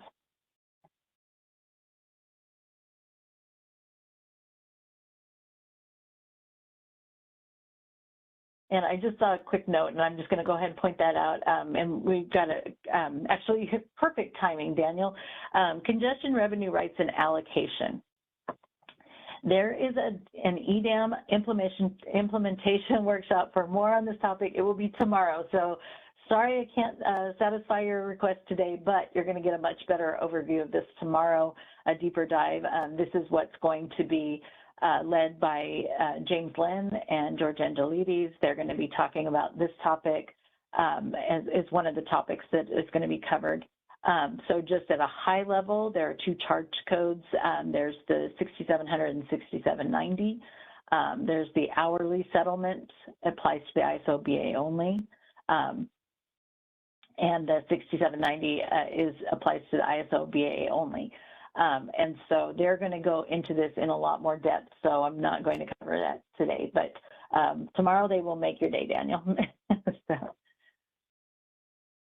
and if you, I don't know if we put it in there, but if you're interested in attending that workshop, go to our ISO calendar and click on EDAM Implementation Workshop, and you'll be able to download that to your calendar. I believe it starts at 1 o'clock. I could be wrong, but I do believe it starts at 1 o'clock tomorrow. So there are offsets. Offsets are financial adjustments used to reconcile differences between forecasted and actual market conditions, such as congestion, losses, imbalance energy. They make sure that the market participants are fairly compensated or charged based on real-time operations versus day-ahead expectations. So a couple of the offsets, the 8404 is the day-ahead energy and marginal losses offset, applies to the ISO BAA and EDAM BAAs. There is, for the EDAM BAA, a neutrality amount associated with the marginal energy costs and the marginal cost of losses difference to the EDAM entity. For the ISO BAA, the neutrality amount is associated with the MEC and the MCL difference in the sub-allocated pro rata to measured demand. For the congestion offset, that applies to the EDAM BAA only. And thank you, Uma, the workshops from 1 to 5. Yep, that would be perfect. And they'll also be talking about intertie scheduling and congestion revenue. Thank you for that.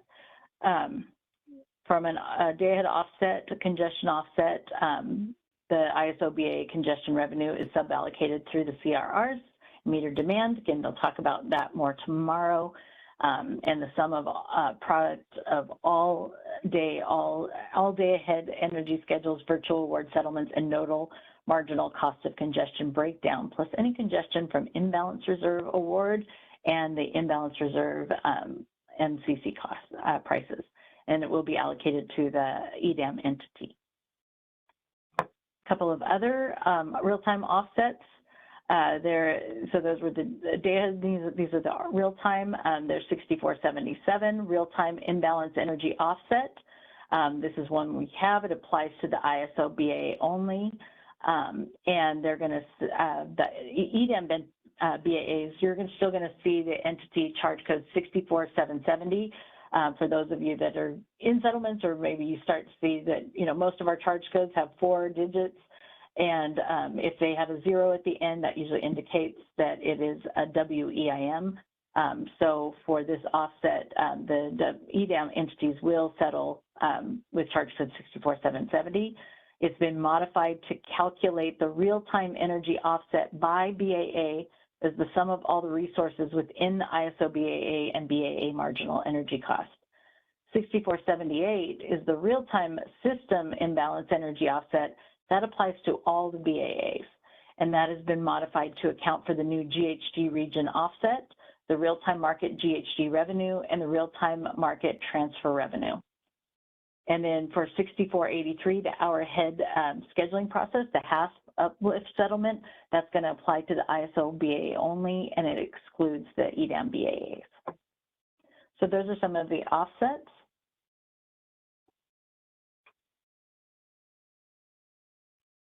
And then EDAM to WEIM, what are some of these changes?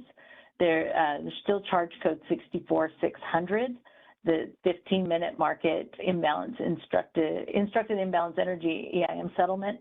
It applies to the EDAM BAAs as well as the WEIM BAAs. It is a resource-specific settlement of the FMM instructed imbalance energy and relevant FMM LMP. The HASP reversal applies to the EDAM intertie resource, and it accounts for any binding and financial advisory imbalance settlements of the FMM. Those transfer system resources from the day ahead are also factored in here. For 64700, the real time, so you've got the 15-minute above 64700, then is for the real time, that 5-minute market, and instructed imbalance energy, the IIE EIM settlement. It's going to apply again to the EDAM BAA and WEIM. And very similar, it's resource specific, a settlement of the real-time dispatch, the IIE plus the intertie operational adjustments and the real-time dispatch locational marginal price. And it accounts for any binding or financial advisory inbound settlements from the RTD TSRs from the FMM. Couple of other charge codes. There's the real-time unaccounted for energy EIM settlement. And as you can see, all of these apply both to the EDAM entity as well as the WEIM entity, and it shows the corresponding ISO BAA charge code for 6474. 647040 is 6474, so that's going to be the one that's applied to the ISO BAA. And then for the real-time imbalance energy offset, which we saw just a minute ago, 6477, there's one, the 64770 is for EDAM and WEIM. And then there's the 66200, which is the WEIM and EDAM version of the bid cost recovery EIM settlement. And for the EDAM BAAs, the resource has sequential netting of residual unit commitment bid cost recovery, shortfalls, surpluses, with the RTM BCR shortfalls and surpluses. And then for the WEIM entities, the BCR is solely based on the RTM BCR shortfall surplus. All right, so we've got a lot of pre-calculations. I'll go over these at kind of a high level. Again, might be something you want to check out a little bit later once this is posted to see the high-level changes to the pre-calculations. You know, some of you may be saying, what is a pre-calculation? These refer to intermediate computations that generate foundational data. So that data can be measured demand, load, export quantities, and it's used across multiple charge codes. So these values are calculated before the final settlement equations and help make sure that we have consistency and accuracy in allocating payments and charges among the market participants. So in here, you'll be able to see the different charge code or pre-calculations that will feed into all these other charge codes. And before I go there, I see hands up. So Uma, I see your hand raised. Okay, so let's talk about Steve. What is the question? Just wanted to confirm that 6470 750 no longer exists? Yeah, I just What is want your for, concern? yeah, is that charge code still valid in EDAM or is that no longer a charge code? It is still Okay, valid for EDAM and WEIM. okay, so that's for interacting between a EDAM and a WEIM, between the two. So, yeah, 64750 is an uninstructed imbalance energy settlement that is still applicable to both WEIM and EDAM entities. Okay, gotcha. All right. Did you see anywhere that it no longer exists? I originally thought I didn't see it in the a list of updated charge codes for EDAM, but maybe I misread that. Okay, thank you. Chunyu, go ahead. Yes, I also going to invite my colleague Alva to this. This is his question. When you go through the flexible ramping award, and we were just thinking, where the potential change in payment for the imbalance reserve due to the flexible ramping award, is it treated as the bill determinant for the the flexible ramping award? It's treated as a bill determinant for the imbalance reserve payments? And someone, can you elaborate on that? Hi, Chunyu. Thanks for raising the question. We are looking into it. We will try to provide you a response before this meeting. Okay. Okay, thank you. Thank you, Uma. Yeah. Men is looking into it. Thank you. And thanks, Uma. And I saw a message come through from Kathleen that it's confusing to her as well. So when we get that answer back for Chunyu, if we can make sure that we're looped in there, we'll make sure that that gets added to the Q&A so that you'll be able to see that as well, Kathleen. And anybody else who's got a question on that. So thank you. All right. So pre-calculations, again, these get calculated before the final settlement equation. You see here that there are ones from ancillary services, and each one of these will say who they apply to. So the ancillary services pre-calc applies to the ISO BA and EDAM BAAs. There are EDAM, QSP, and AS requirements. There's ISO calculation quantities to support the AS award settlements and allocations. So those will, some of the changes, bid cost recovery, sequential netting pre-calc applies to all of the BAs and BAAs, and it's been updated to include EDAM, sequential netting of RUC revenue and RUC cost, real-time market revenue and real-time market cost, daily shortfall eligible for real-time market bid cost recovery. And the EDAM sequential netting of RUC and RTM bid cost uplift is similar to the ISO BAA.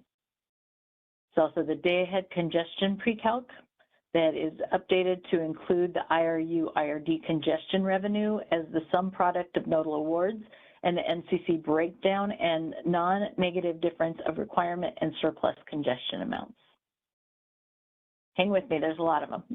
So there's the existing transmission contract, ETC pre-calc, calculation of balanced ETC TOR quantities between source and sink locations. The flex rent product pre-calc is going to apply to all the BAAs. Its calculation is supporting the FRU, FRD grouping concepts that we talked about, as well as the AET, non-AET. So it's going to factor into those charge codes that we talked about earlier. And groupings, we mentioned that earlier. That's factored in here, transferred and streamlined calculations from the FRU, FRD allocations are going to be made in this pre-calc to support those newer groupings that we briefly touched on.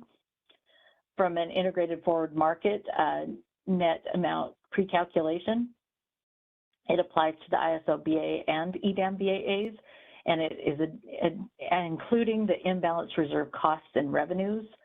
The NEF metered energy adjustment factor pre-calc. That is going to apply to all of the BAAs and includes the BA to BAA association from imbalance reserve and reliability capacity settlements.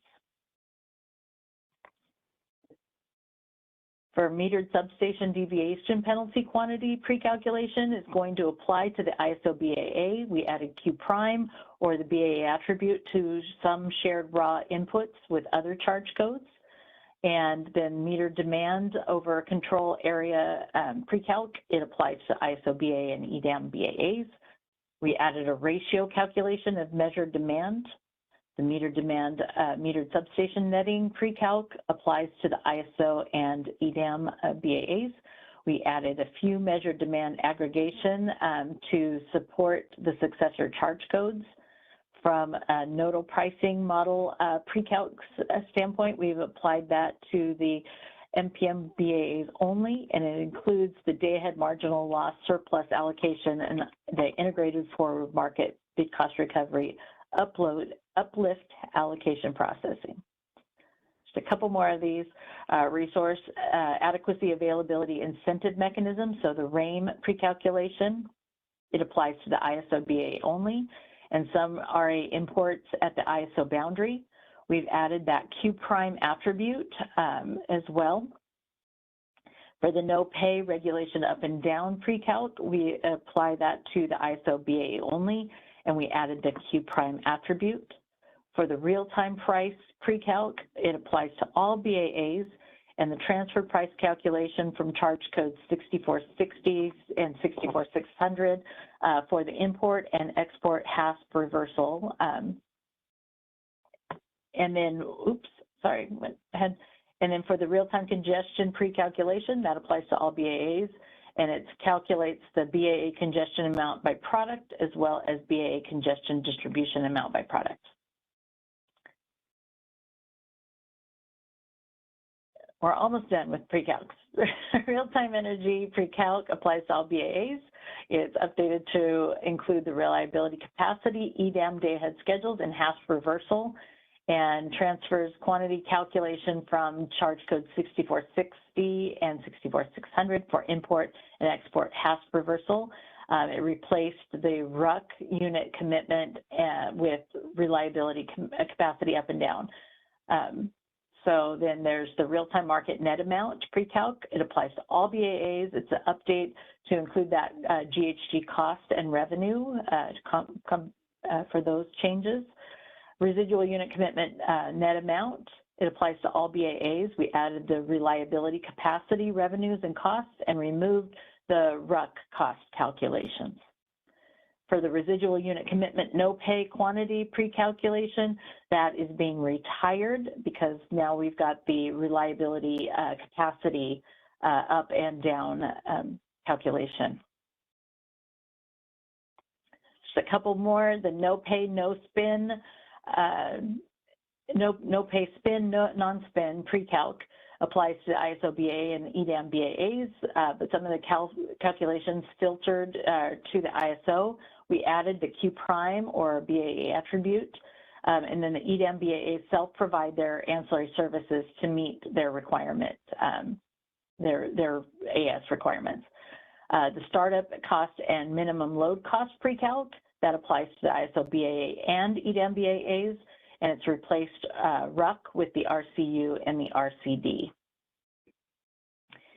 And then the system resource delivery price pre-calculation applies to the ISO BAA and EDAM BAAs, and the update for the input variable descriptions covering inclusion or exclusion of the TSR type 1 and EDAM legacy. So those are the pre-calculations that you got through them. Yeah. So again, if you're interested in what has changed for those different pre-calcs, when you get into the charge codes, the tech docs, you'll see where these pre-calculations weave their way in and how they have the impacts in the different charge codes. So EDAM timing and payment calendar. This is a high level. A lot of you already know this. There's nothing changing with the settlement timeline. So just to go over it, real quickly for those that maybe had just started in settlements, or you're kind of curious about how the settlements process kind of plays out.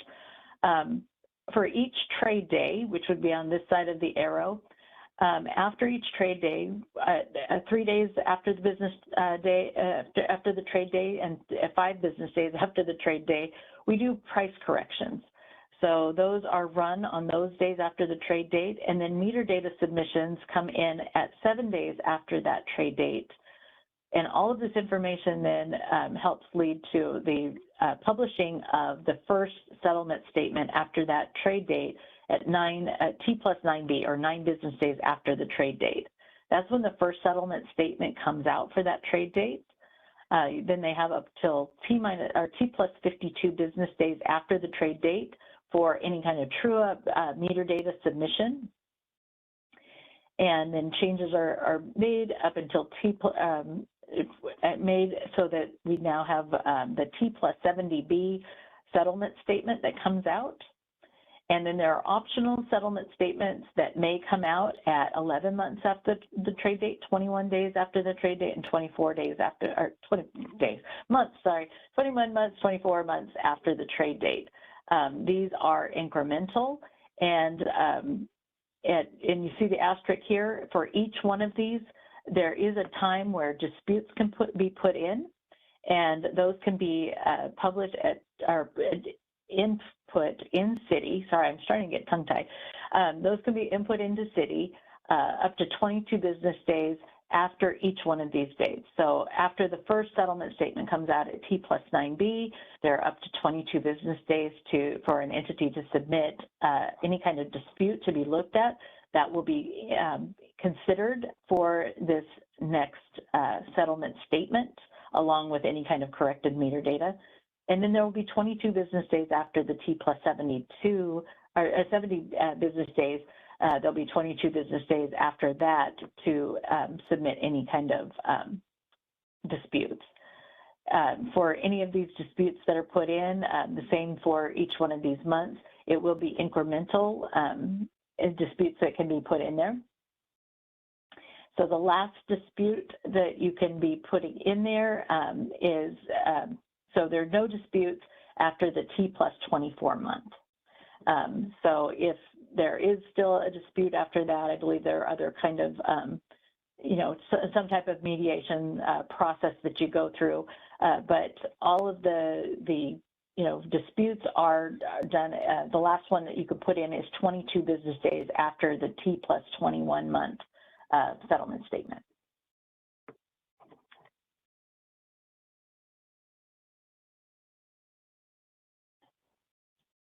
So a charge from the T+9B can still be disputed at 21 months.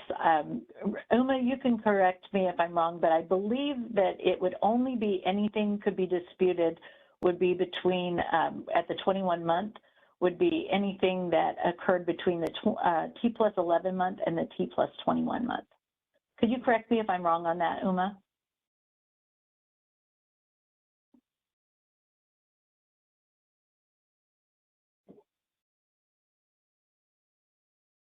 We'll let her put it in the chat if that's different, but I believe it's only the incremental between those that can be disputed.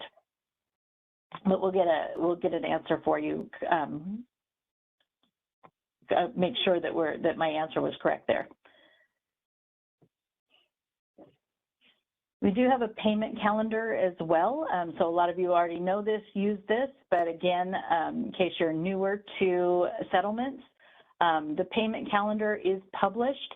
This is just a snippet of it. We've actually made this a little smaller so that it's already still too small on to view very comfortably on the screen. But just to kind of go over. Hi, Heidi. Oh yeah. Yes. Sorry, this is Mai. So oh hi, Mai. Basically, hi. So I can answer that. So basically, it's only changes between like consecutive settlement cycles. So like between T11 month and T21 month can be disputed. T21 month and T24. Does that make sense? Like because at T+90, we could have like a meter that's estimated, and of course, like by T21 month, it would be actual. And so, like, most likely there will be a change between T+9 and T+21 months. So it's only between consecutive settlement cycles, if that makes sense. Perfect. Thanks, Mai. And we got a thumbs up from Jeffrey, so thank you. Okay, cool. All right. So back to the payment calendar. So invoices are published weekly on Wednesdays. That's when they come out.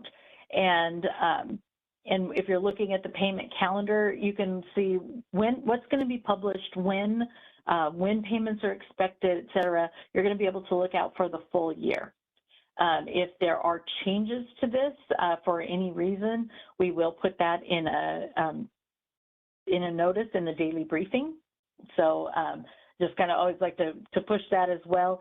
If you are not signed up to receive the daily briefing right now, I would highly recommend you go out to our public website, go to subscriptions at the bottom of the page, and sign up to receive the daily briefing, because if there are any kind of settlement changes, such as to a payment calendar change or other, price corrections or, something else that needs to be run that changed any kind of settlement notifications, those will come out in a daily briefing. So highly recommend you signing up for that. The invoices are published weekly on Wednesdays, and they are going to be, if you look at the published weekly invoice by bill period, if you look in that column, that's going to let you know the billing periods that are that you're going to be processing, so that you're going to figure out what the payment is going to be or what you're going to be receiving, because invoices for those values are due by 10 a.m.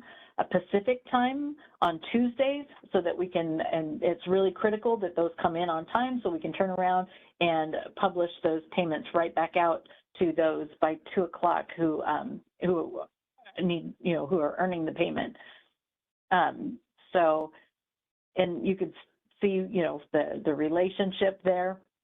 And if you look over at this column, the weekly invoice due by column, due by 10 o'clock. So it's telling us, again, when it's going to be dispersed, when it's due, the payment's due, when we're going to disperse payments. And you see the information there, how it's relating as to what needs to be paid or what you can expect to be paid for. So it's kind of how you overall read the calendar. And so this is a really great tool. And Radha put, Radha put a link to this payment calendar. So if you haven't looked at it yet, go ahead and grab that. There's, and this again is, not going to change, but there is a payment calendar, a settlements calendar to use during MAP stage. So as we're getting ready to go live for these DAME, EDAM, ISO, BAA changes, there will be settlements that are going to be occurring during these, during market simulation. And so there is a link. This one may be a little bit outdated because I know that they're updating information on what's going to get published, when it's going to get published, but there is a link to that calendar, and please take a look at that, and that way you know what you can be expecting to see payments for, in the published market invoice, in the recalc settlements, et cetera. You'll be able to see those dates and when you'll be expecting to see information. And if they make changes, they'll talk about this in the SUG meetings as well. The Market Results Interface Settlement System is what's used to retrieve, submit, validate, and publish settlement statements and meter data. It's also where you can go in and find the billing determinants. So what you can see is going to be dependent upon how your user access administrators provision access to you. But this is where you can go in and pull up the different, you could pull up the different settlement statements. You can find your billing determinants and pull those up and be able to validate that information. So this is the tool if you're somebody in settlements and you're not using this tool at this point. you can contact your user access administrator and ask them to provision access to your account for this. So if you are somebody who's doing that, or, and even though it's the same tool, it's used for metering submission and processing as well. And there are several CBTs that we have on settlements, including some more information about MRIS, and you'll find those on our training center. And Rada just posted that there's a settlements and metering tab that you can go to where there's training materials that will take you on a deeper dive in settlement foundations. All right, so settlement connections or EDAM connections. Lots happening, you know, as we already mentioned before, you know, there are some things that are still in flux, especially with settlements. And so staying connected is going to be really important to be able to capture the changes. And so there's a few different ways you can do that. One is to participate in the settlement user group and onboarding track meetings. So, you know, pointed that out a little bit earlier, that there's the biweekly SUG meeting, the settlement user group meeting, highly informative. If you're somebody in settlements or needing to track the differences in settlements, please plan on attending, because there's a lot of updates that are happening. Timing, it might be a place where we can talk about the different calculations as they roll out. So you can ask your questions and they can address those in those meetings. So great meetings, they are recorded as well. And then the onboarding track meetings for those entities, the EDAM entities that are going through the onboarding process. We mentioned that a little bit earlier, the Track 5 meetings. Please plan on attending those, because there's a lot of good discussions where you can ask how that's going to impact your settlements directly and how it works with your systems. Get to know the documents. So we post a lot of links to a lot of different documents, the payment calendar, the charge code matrix, the tariff mapping with all the new and updated charge codes, et cetera. So there's a lot of great information out there. The tech docs are out there. So the release planning page has all of those listed under the tiers. So that's a really great place to go to find that information. So participate in market simulation. That's another place to go and, you know, really get your hands on in there, and participate in future training classes. So bid to build settlement changes, that's probably something that we're going to be building, and we will roll out probably in a SUG meeting for one of these future meetings. So as we continue to roll out information about the settlements, we'll continue to come up with more actual hands-on examples. Again, there's the SUG meeting that we mentioned. So the settlement user group, that's a great meeting to go to. The release user group talks about more of the high-level projects. So it's not just about DAME, EDAM. It's about all the different projects that are going on at the ISO. That's a biweekly meeting. And the technical user group is great for those that are needing to understand the technical aspects, connecting the technology, the systems, et cetera. Great meetings to go to. Market simulation, like we mentioned, and then business practice manuals. There's a monthly meeting discussing any kind of proposed revision requests that are submitted or that are changing because of these projects. So those are great places to go, and you can go to our calendar to be able to sign up to go to these different meetings. The release planning page, I mentioned a couple of times. This is where you're going to find a lot of those documents that we pointed to earlier. Again, the tiers, there, if you scroll down, you'll be able to find that information. So a lot of great information on this page. So get to know this one. This is where there's going to be things that are being updated. When they talk about it in the SUG, they'll usually point you back to this page as well. And then there's the market simulation plan for spring 2026 release. So if you're getting plugged into the market sim, you might want to check out this document here. And Rada's been putting links in here. Great. Yeah. And yeah, I will say that I've got to give a huge shout out to our settlements groups. There are so many changes that are happening because of these projects, and so many things that are impacting them that they're working so hard to do the validation and really make sure that, you know, we're getting everything right for settlements. And they're also making sure that they're educating all of us with the changes that are coming in. The SUG meeting is we have a great relationship with them, and that's a really great place where we can continue rolling out information. So again, SUG meetings are a great place to go, and we'll continue to build examples and work with them to put those out. So, and just a reminder of the spring training, I mentioned it at the beginning, again, tomorrow, EDAM implementation workshop. This might change and we might add more, such as the suggestion about the TSRs. So there might be more to come on this, but for right now, the ones that are kind of locked in are the EDAM implementation workshop for tomorrow, where they'll talk about intertie biddings and the CRRs. And then next April, we're going to be doing refresher training. So the training that Radha gave on Monday, we're going to do a refresher training on that. So, you know, what's changed, what have we learned that's more? We'll do a refresher on that, and then put any kind of, changes, any kind of new information that will be held in. And then we'll also do this for settlements. And so there's going to be lots of opportunities to learn along the way. So that's it for today's presentation.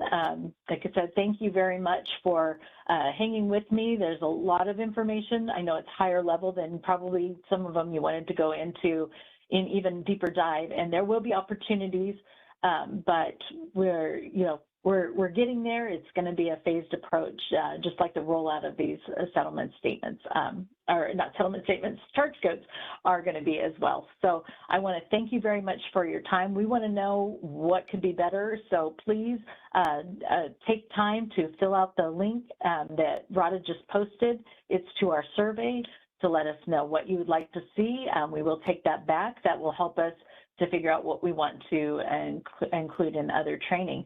Chanyu, I see your hand is up. Yeah. Hi, Heidi. Thank you for the training. It does cover a lot of ground at high level.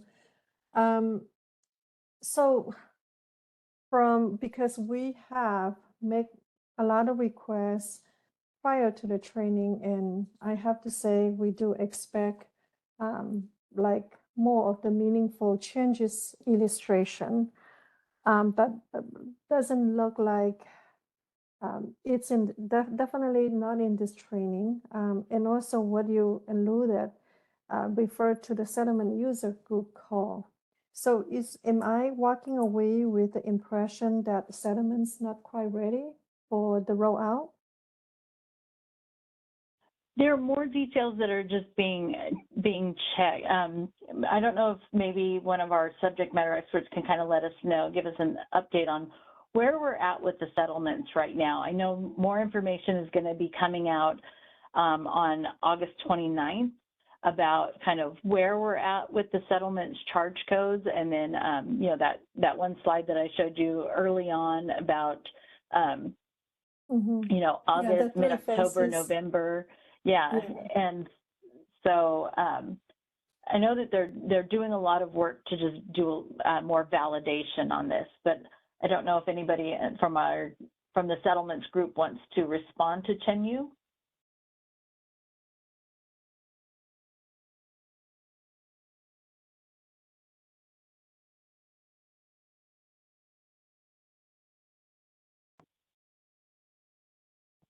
Heidi, we listed the charge codes that we have, like really very good confidence will be part of the 9.2 market sim. Yeah, we can say that we have addressed most of the issues there. Sorry, Matt, what'd you say? You have the charge code that is ready for the September 2nd test list out? Yes. Published? Yeah, I think we have shared that with you. If not, it will probably be shared with you in the next talk. Okay. And what did Yeah. you say? The last statement, I mean, sorry, I couldn't hear. Yeah, so we work towards making sure that what we Yes. listed there have the right testing on the inputs, and it's calculating well, basically. Right, right. And okay, yeah, we understand that's a lot of work on the CAISO side. That's in especially on the settlement side. We acknowledge that. Just want to, because it's when come to September 2nd, we would like to know how much we can test in terms of if we want to look at from settlement perspective, what is ready, what is not ready. And I think it's very important to get a sense because we've been looking forward to this training for a very long time.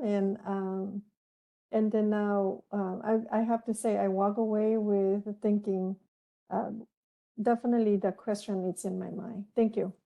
Yeah. Yeah, thanks. And that document that's going to come out on the 29th will of this month is going to give more detail on that. So sorry I don't have it for right now, but I know that you know, that's what they let us know, that will be posted, so you'll know what you're going to be able to see in Market Sim. So apologies for, you know, the delay on that. They're trying to make sure that they get it right, and so you'll have a better idea on that. And from a training standpoint, you know, we will continue to evolve the training to capture that as we get more information to kind of help with that. So, but yeah, it's still, you know, on the 29th, you should have more information, but also they'll be talking about it in the next SUG meeting. Yeah, okay, sounds good. So thanks, yeah, Chenyu. Yeah, thank you, Heidi. I have one more request. So we know there's a lot of focus, and for the new EDAM, this is for the new EDAM entities. So we also, I mean, as this, because it's a DAM change, introduce the new product and rule changes. I think also from the CAISO internal market participants perspective, I did mention it earlier, there are quite a questions we still just not getting the clarity from the CAISO. So I think it will be very, very beneficial for CAISO also have an implementation workshop or training for how all this change is gonna impact the CAISO internal market participants. I think that will be very fair us, and it will be very beneficial for us to just move forward with the clarity. All right. I will take that back, and we'll see what we can do about that. So I'll take it back to the group, and we'll have a talk and you know, see how we can address that so that it's more clear for the ISO market participants. So thank you for that, Chenyu. Thank you. Thanks for the consideration. Sure. Thanks. Kathleen. I know I'm trying to wrap up. I'll be brief. Kathleen from District. I had a different question, but I did want to support Chenyu. That would be amazing. DAME is a very large project. So any examples, all of that information, you know, knowing where to attend, I think is the most important thing for me. I care less about how you communicate it and work with us. So I appreciate how you calling all that stuff out. My question for you was just kind of thinking about the training program that you're planning to do to have a better understanding of, okay, you've done this training, we're going to have that implementation call, but go live is like Q2 of 2026. So between now and Q2 of 2026, could you talk a little bit about like what your plans are as far as like additional trainings? Like what is this program, what's it look like, how you're planning to roll it out? I missed that if you covered it in the beginning, I apologize. Oh no, we haven't covered it. We are doing a lot of training with the onboarding entities at this point, you know, so that's been a lot of training in their third-party customers. So we do have some training for that. as far as the general training, you know, we don't have a set plan for how we're going to address that, but we are kind of following how this rollout is going to be from a settlement standpoint, and need to take that back to figure out, you know, what are the next steps for, you know, how we're going to do this. We are bringing on a new trainer as well, that's going to be starting next month, that will kind of help with some of the load of developing training.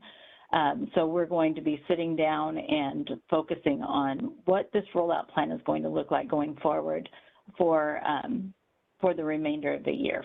You know, so will there be other trainings? You know, we will, you know, like I said, through the SUG meetings, as we learn more about settlements, we'll roll out, you know, like maybe small trainings that, you know, address a particular topic.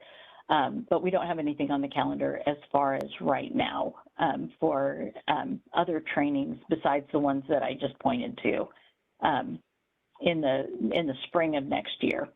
So that's really helpful. Yeah. I would one suggestion would be, it would be great to have a follow-up training planned at the end of Q1 at least of next year, with some of the updates or changes relative to this training, because there's a lot of open questions that we've kind of flagged throughout the training, and so that refresher Q1, end of Q1 would be really helpful. Thanks. Appreciate you. Yeah. Sure, and like we mentioned, you know, we've got refresher training that's already scheduled, you know, that we've already kind of got a plan for April. But I do think with the amount of changes, the questions, and different things that are rolling out, I'm thinking that something a little earlier would definitely be good. So, you know, it's something we're taking back and, you know, kind of thinking about, but we don't have a set plan right now. But that's one thing that, again, I'll make that plug for the daily briefing, because when we do get those plans out there and we announce training, we'll put notices out in the daily briefing to let you know, hey, training's on the calendar, and this is when it's going to happen. And we also, through the release user groups, the technical user group and this settlement user group, we also will put in announcements for when we're going to have training. So we'll make sure that, you know, we keep them appraised of any kind of trainings that we do schedule, and they'll announce that in each one of those meetings. So stay tuned, Kathleen. All right. Thank you very much. Radha, I saw your hand up. Or Geeta, I'm sorry, Geeta from SC. Okay, Geeta, yep. All right. Okay, I'll go ahead first. Hello, Heidi. Thank you so much for the training. This was really great. I mean, it is high level, but still it's very helpful.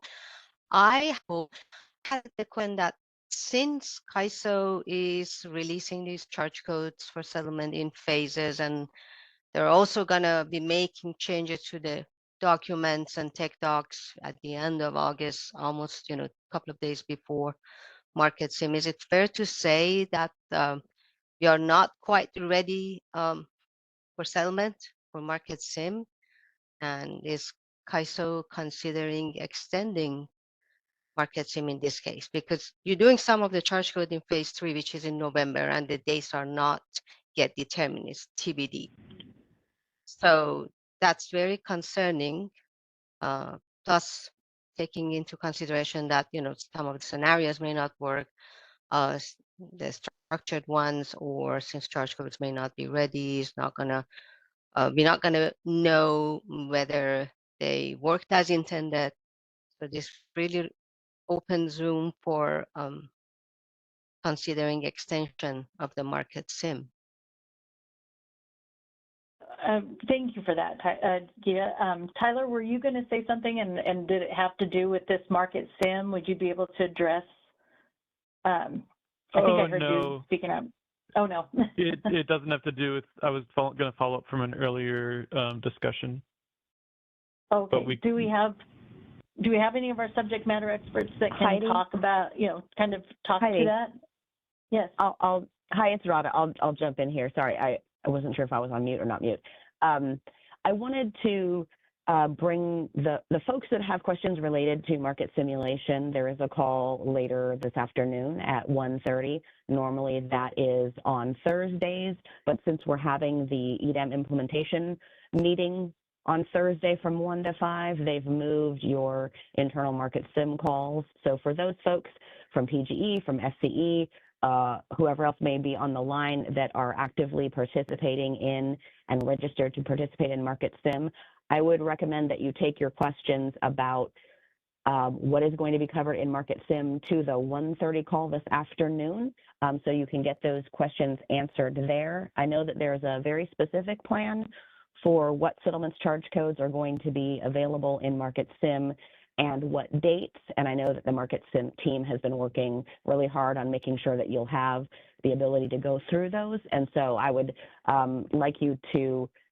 like to bring that call to your attention, that they just rescheduled that and have that happening this afternoon. Your concerns are valid and warranted, but here in the settlement session, we don't have a SME online who's managing the market sim. And so I'd love it if you would raise those questions with them, and you should be able to get some, reassurance at 1:30 this afternoon in that call. And I think that will help possibly put your mind at ease. Thank you, Radha. I appreciate. Yeah, I appreciate that. I'll bring it up at the market sim call. Now, my other question is, we had raised several settlement questions and CD tickets, and we were told to hold off until trainings that CAISO is planning to do. Those are not answered at this training. Obviously, this is very high level. And I hear that you mentioned you had settlement trainings for the onboarding participants, for the newer participants. Are there other sessions where we can address these questions, or is CAISO planning other training sessions for the CAISO BAAs? How is that? If you want to put your in the chat, if you want to put in your city ticket number, we can I can go in there and look at that for future. The trainings that we've done for the other for the onboarding entities, they're at the same level at this point, so they're not getting anything that you haven't received. Okay. Actually, I think you've gotten a little bit more. So okay. yeah, so but if you've got the number there, or I can make a note too to go look at it, but we'll kind of do a little bit of research there, and that could be something that could be added into the look at it and take a look at how we can add that to a future training. Okay, I don't have the All right. ticket number handy, and it wasn't Okay. just one, but I look back and then Okay. I reach out. Okay, and if I'll just let me go forward here a little bit to thank everybody for your participation.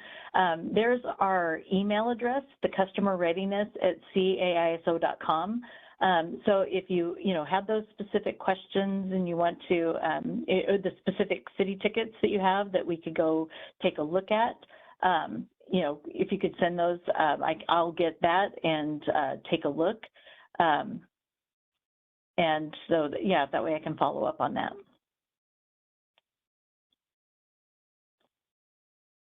All right. Oh, and what I was going to say earlier was just I gave the tariff sections for Kathleen to check out for TSR.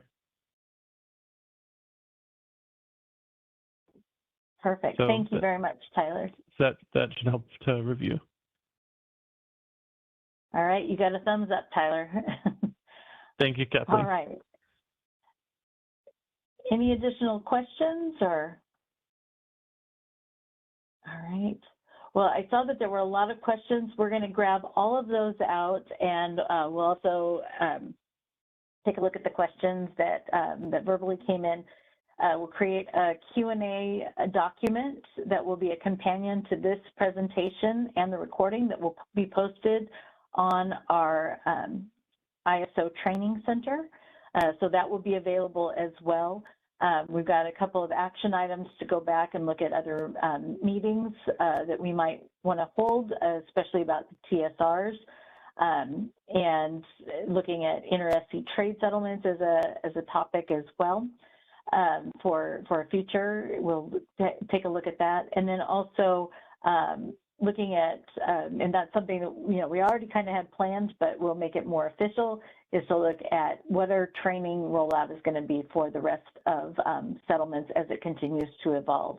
And we'll be sure to keep that noticed. So when there is training available, we'll make sure that that will get onto the calendar, that we'll share that in the meetings to let you know where we're going to be able to discuss these things. So thank you all very, very much for your participation. Thank you so much to our subject matter experts for your time, for your input, and we wish you all the best. And please definitely attend that Market Sim meeting that Radha just talked about that's been rescheduled for today. And ask those questions. That would be great. Like she said, they'll probably give you a lot more confidence and have a lot more information about Market Sim than we do here. So thank you very much. Have a great rest of your day, and we'll be seeing you in future trainings.